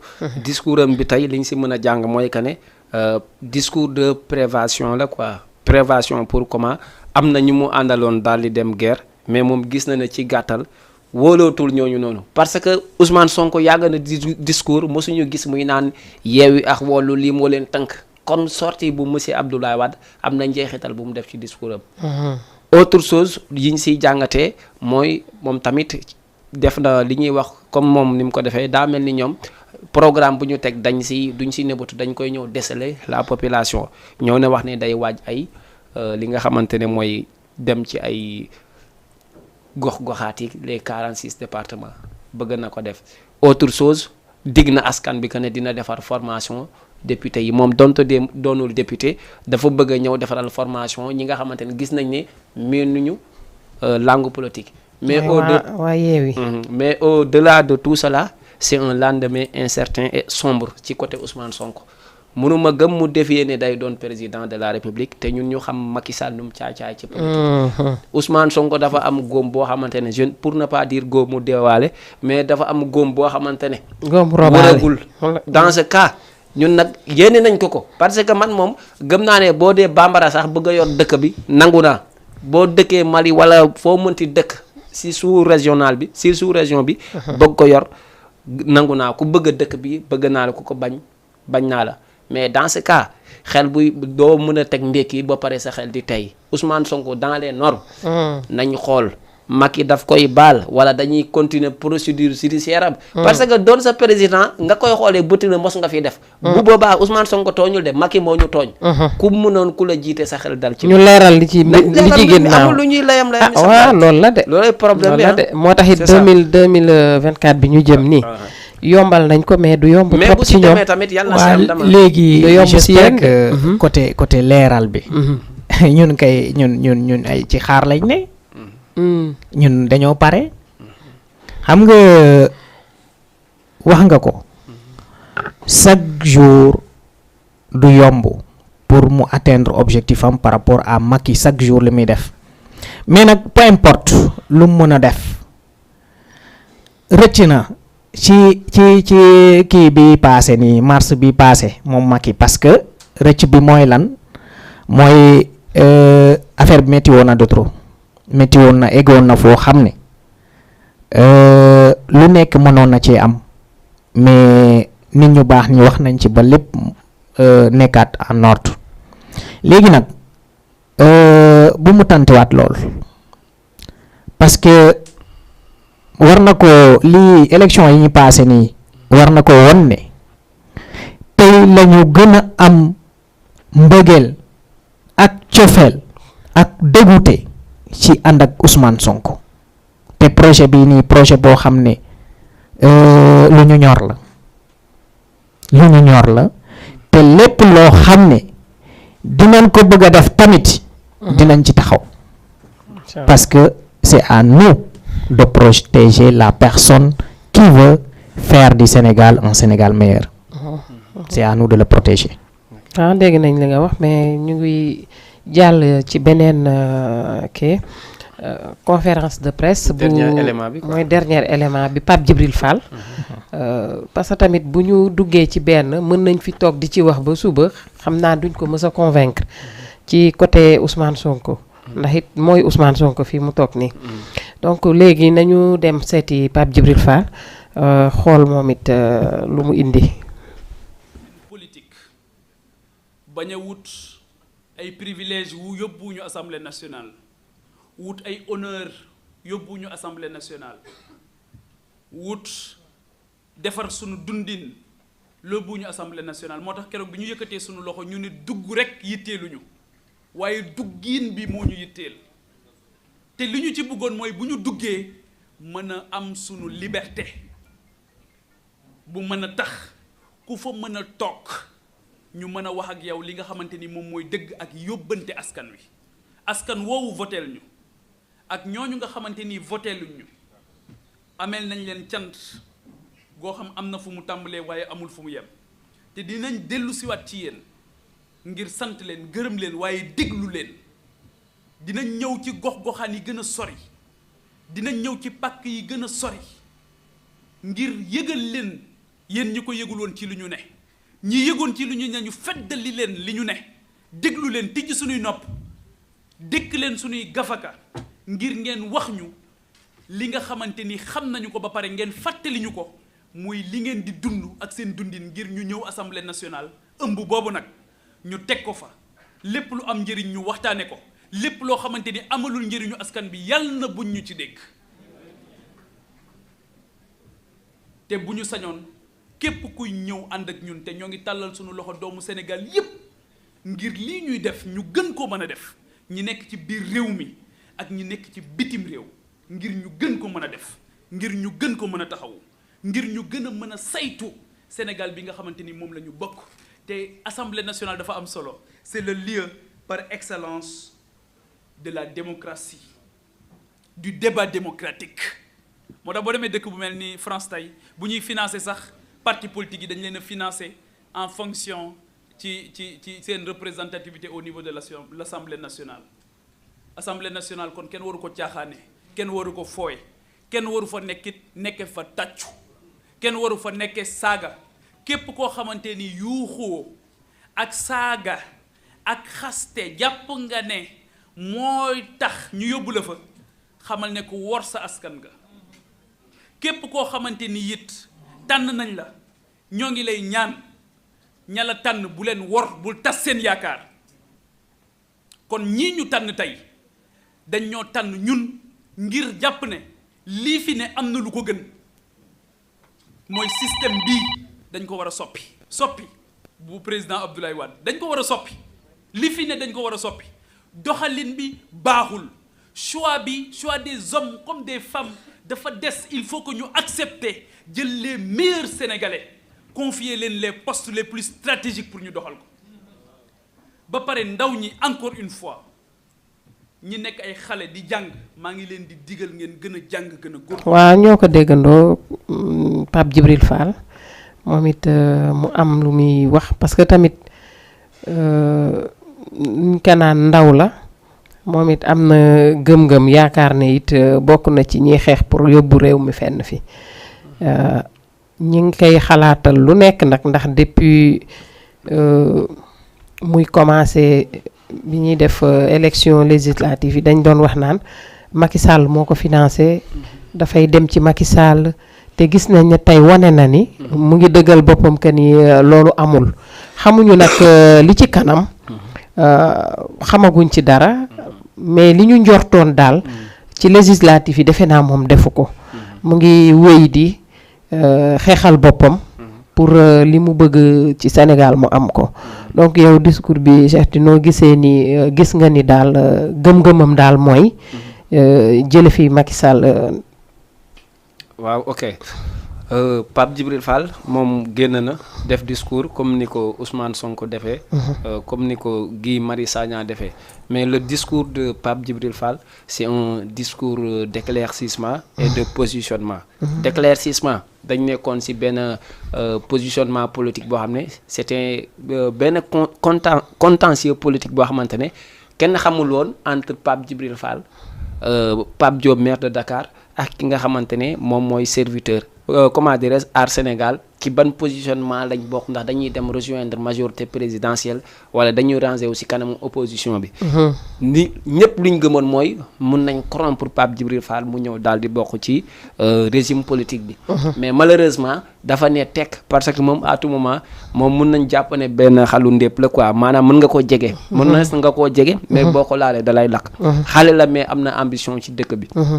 dans ce cas si la daal di ñëw def benn sortie boo xamante ne pour def benn éclaircissement ci population bi que ne y a des rumeurs qui circulent comme que Pape Djibril Fall daa bëgg a dem fenn ou pas mais nee na leen toppul opposition toppul majorité. moom Sénégal la Sénégal la ko soxal te gëm naa ni la majeure partie des jeunes Pape Djibril Fall malgré jeunes yi gëm nañ Sonko de. mais nañ def ci moom attention parce que. ku déglu discours am démb te bëgg a dëkk bi. Pape Djibril Fall nga gis koo xam ne dañ koy déglu ci côté discours. maanaam nga yëg ne maanaam. ndekete Sénégal dañ doon foo dañ war a encourager wu maanaam jël soubassement Sénégal liñ gëm ñu koy doxee discours moo Sonko bokkuñu sax discours politique. bokkuñu Sonko di nga gis ci moom que ne ku bëgg dëkk bi la maanaam ku am ay ambition la mais Pape Djibril Fall dafa yor benn discours boo xamante ne dafa sentimental. maanaam bu waxee yow sa xol lay waxal. loolu daf ko am ci moom. dans ce cas d'autre part on dirait que journaux yi xas nañ articuler que ne Sonko dafa dal lay ci kaw Pape Djibril Fall ñoom ñaar war nañ mën a doon des opposants mais duñu ay noonu parce que tey Sonko bu bëggee jël Pape Djibril Fall def ko noonu wala Pape Djibril Fall def Sonko noonu loolu dañ ne politique amul soustraction addition la boo bëggee soustraire ñi bëggoon Pape Djibril Fall ñëw nga bëgg ne tey amatoo leen droit bëgg Sonko wala ñi bëggoon Sonko amatuñu bëgg Pape Djibril Fall loolu day yàq l'encercle politique bu Sénégal. bref pour terminer mooy que ne am naa ci ñoom ñëpp yaakaar mais Pape Djibril Fall bu mu nangu d'une part ñu koy mélanger ak opposition que moo gën a postuler Sonko wala moo ko gën a am discours de patriote et consort loolu yëpp 2024 jugera te ku si ne am nga sa avenir politique boo xamante ne quand on t'épaule sur ça tu iras loin quoi. waaw am na solo li nga indi leeral yi moom am na solo mais defe naa ne jeune la bu am comme ni nga ko waxee ku am gëm-gëm la te waroon nañ xaar Pape Djibril Fall fii parce que des fois boo daan seetaan ay bu daan wax ci émission boobu TFM da nga daan dégg ci biir waxam que ni kii ëllëg dina mën a imposer boppam ci dara xaw ma nag doon nañ ko bàyyi xel ou pas mais boo daan déglu ay débat wam da ngay xam ne kii yàgg-yàgg dina am lu muy ut. mais damay laaj Jean-Pierre rek yow min bëgg a nekk futur président. munoo lu tax defoo comme Pape Djibril Fall bañ a am fenn fooy tafu. muy Sonko muy kii comme ça dëggaloon sa bopp rek def comme ñoom gars yi loolu rek lañ fi def. moom mu ngi nii tey lu mu mun a demee fexe na ba dugg assemblée. te gëm-gëmam moo ko may waaw donc jàppul fenn pour mën a dugg assemblée. tey jii yow en tant que jeune te gis naa ni tamit wax dëgg yàlla taxawaay bi am na fi. te am na bu baax sa ginnaaw ñoo xam ne wóolu nañ la ndax dugg nañ fii te dëggal seen bopp mënoon nga dem sans Sonko. laaj bi am na solo xam nga daa am lu ñuy wax la recherche du leadership am na ñoo xam ne duñu ay leader ils sont à la recherche du leadership man sama bopp nag leader laa jàppee sama bopp je ne suis pas à la recherche du leadership mais leader mooy ki nga xam ne war naa mën a jiite ay nit accompagner leen bu ñu egg fi ñu war a egg mais aussi leader mooy ki nga xam ne day nangul leadership moromam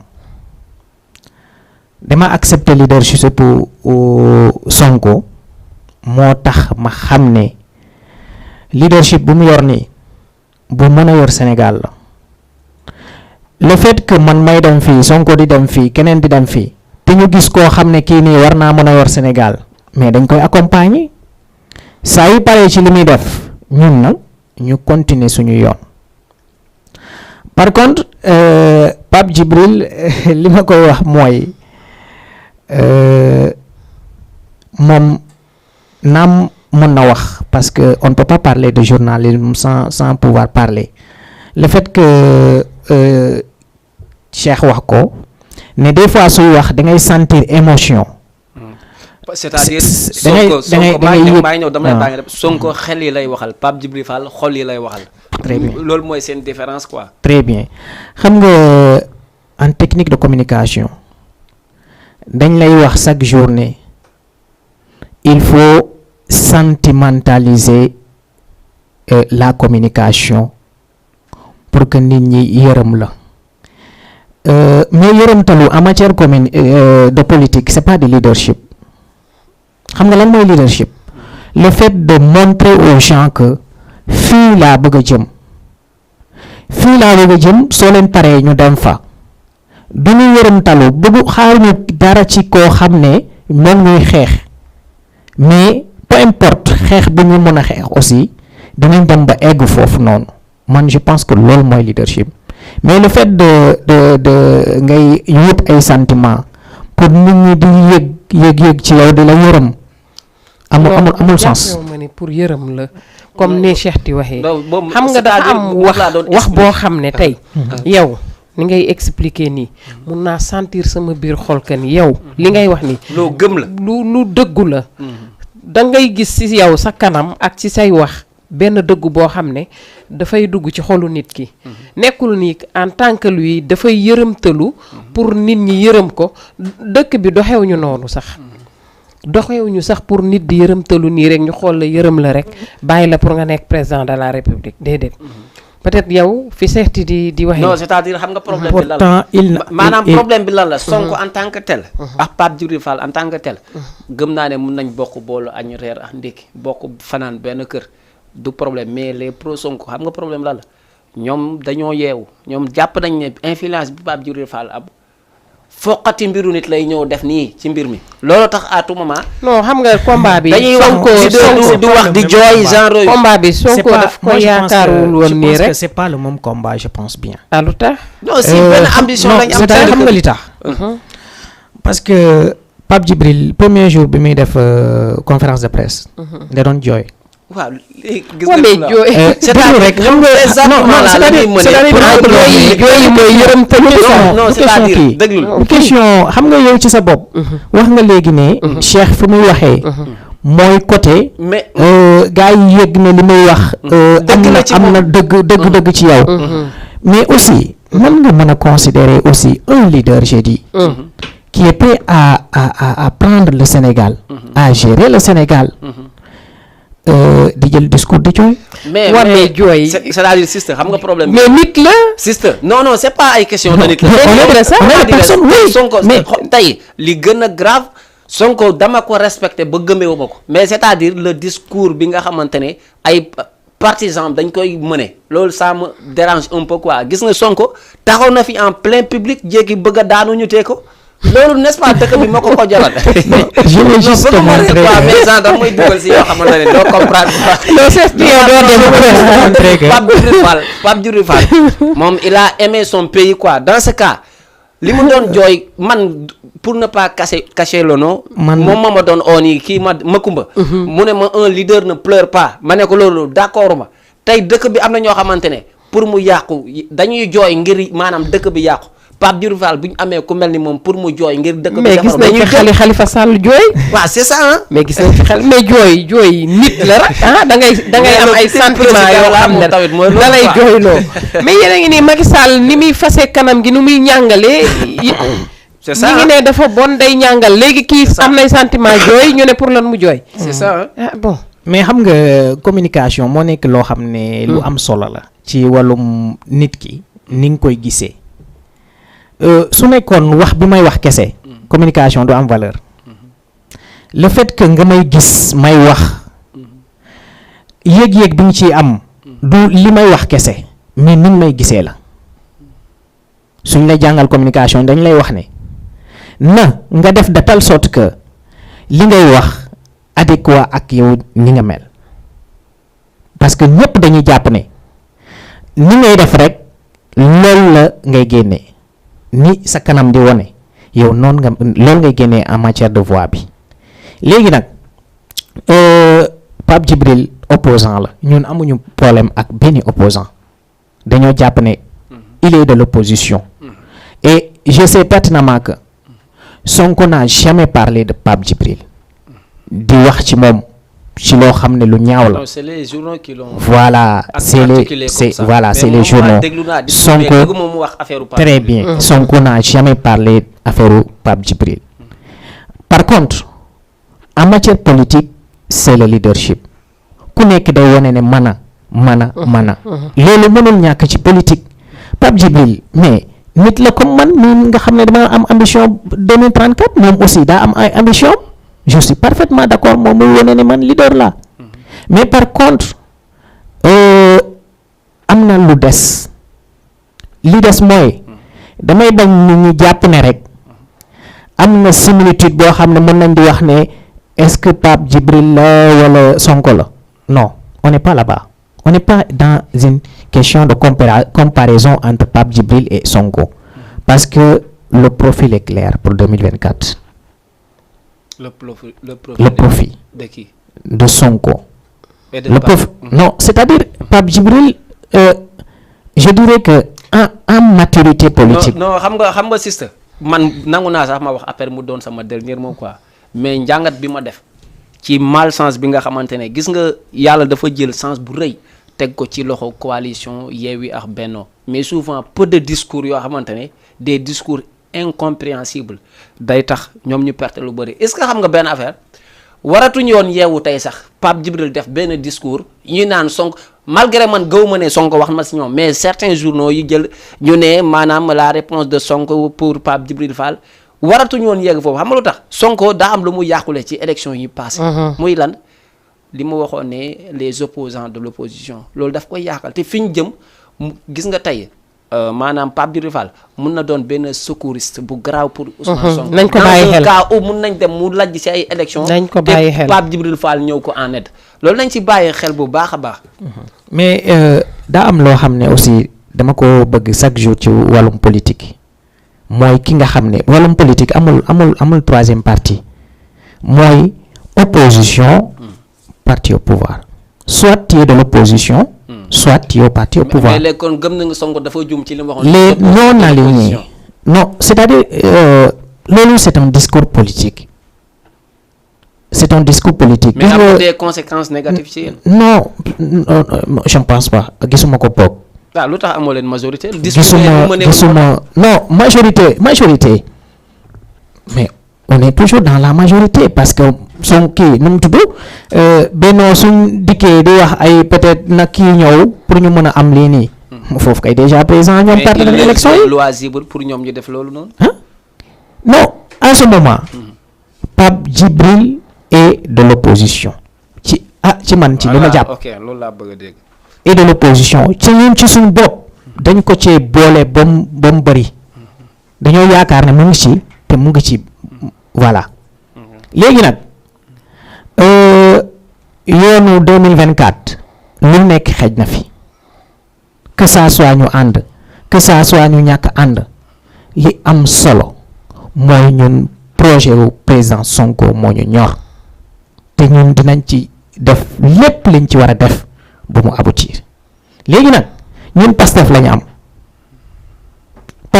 am te ku ñëw jàpp ci Pastef na doon ci lo conviction voilà léegi nag ku ci jàpput aussi Pastef moom lañu am léegi nag que ça soit Pape Djibril dem que ça soit ni ñu koy waxatee wàllu dem que ça soit keneen dem li ëpp solo mooy suñu objectif focus sur 2024. léegi Cheikh Tick xam naa ne temps bi mu ngi ñuy xooj ndax it liñ ci boole actualité yi lu ñëw ñu waxtaan ci moom mooy tax heure bi xooj ñu ni donc dañuy ñëwaat ci moom mi nga xam ne moom mooy invité bi ñu wax ci moom mu tëj boog laa koy mun a waxee tàggatoo ñu jox Cheikh Tick mais balaa tàggatoo bi comme yow liñ la fal ni muy kii bi nuñ koy waxee ti mouvement bi yaa ngi yaakaar daal ci mouvement bi que ni dina dem ba wër Sénégal yépp pour mu mën a doon doole boo xam ne moo la yóbbu tey palais de la République comme gëm-gëm boobu nga am may laaj tamit ndax yaa ngi xalaat tamit yenn soutien yi foo koy jëlee doole bi xam naa doole bi am na fi ak gëm-gëm bi ndax nit yaa ngi lay pousser di la encourager ci loolu mais du loolu kese mooy yaru yoon bi daal. waaw léegi parti bi. mouvement bi. 2024 lay doon parti. ok. su doonee parti daa am foo xam ne foofu lañ ko bëgg a jëmale mais balaa muy egg foofu avant 2024 daa am tëralin buñ nar a tëral mooy lan mooy que ci biir région yi ci biir communes yi dina am ay cellules parel voilà léegi nag parel boobu noonu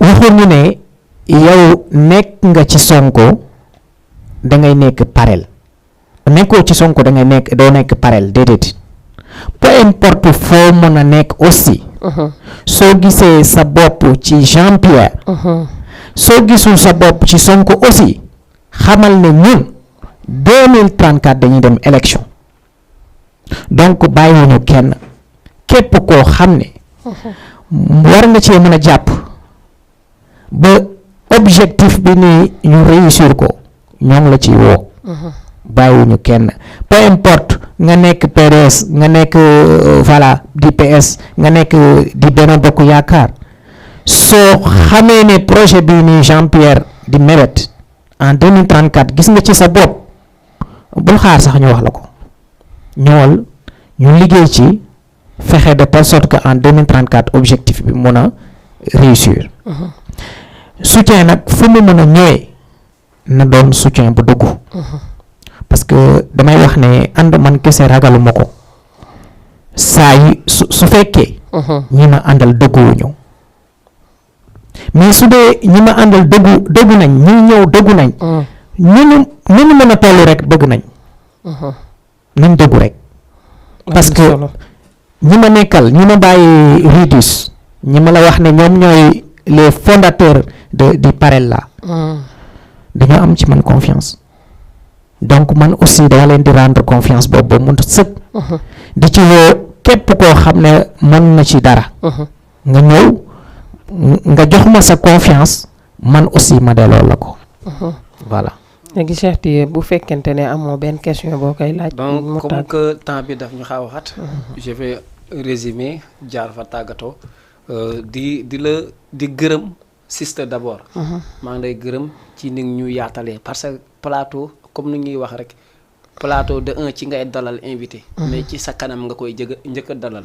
te loolu sa yanjaayu kanam may nañu. on a l'opportunité et la chance mën a discuter sans gêne quoi. dans ce cas man tamit ma lay gërëm. pourquoi yow sax d'une part mun nañu wax ne sa audacité des na xam nga lu tax da nga tibbee fu sori 2034 yàlla fulaam weesu na loolu yàlla su ko neexoon 2024 bi rek da lay def président. comme audacité boobu nga am na ñu gëm ne yow di nga dem. mais am na ñoo xam ne leer na leen ne doo dem yow yaa def fula ak fayda ak ambition. parce que boo toogoon woote leneen peut-être fii doo fi toog li nga tudd le mot président moo tax ça fait l'écho ça on vous avait dans l'émission ñeneen ñu ko invité comprendre dina am ñeneen ñu ko invité de dans ce cas nag ñun on vous apprécie le lendemain on ne sait pas de quoi ça sera fait mais on magnifie la chose yàlla moo yor mbiram on a qu'à solliciter di gërëm DG ni ma koy waxee mention spéciale à lui. góor gi ci ruxu bi waaw góor gi ci ruxu bi. bi ñu wanalee askan wi.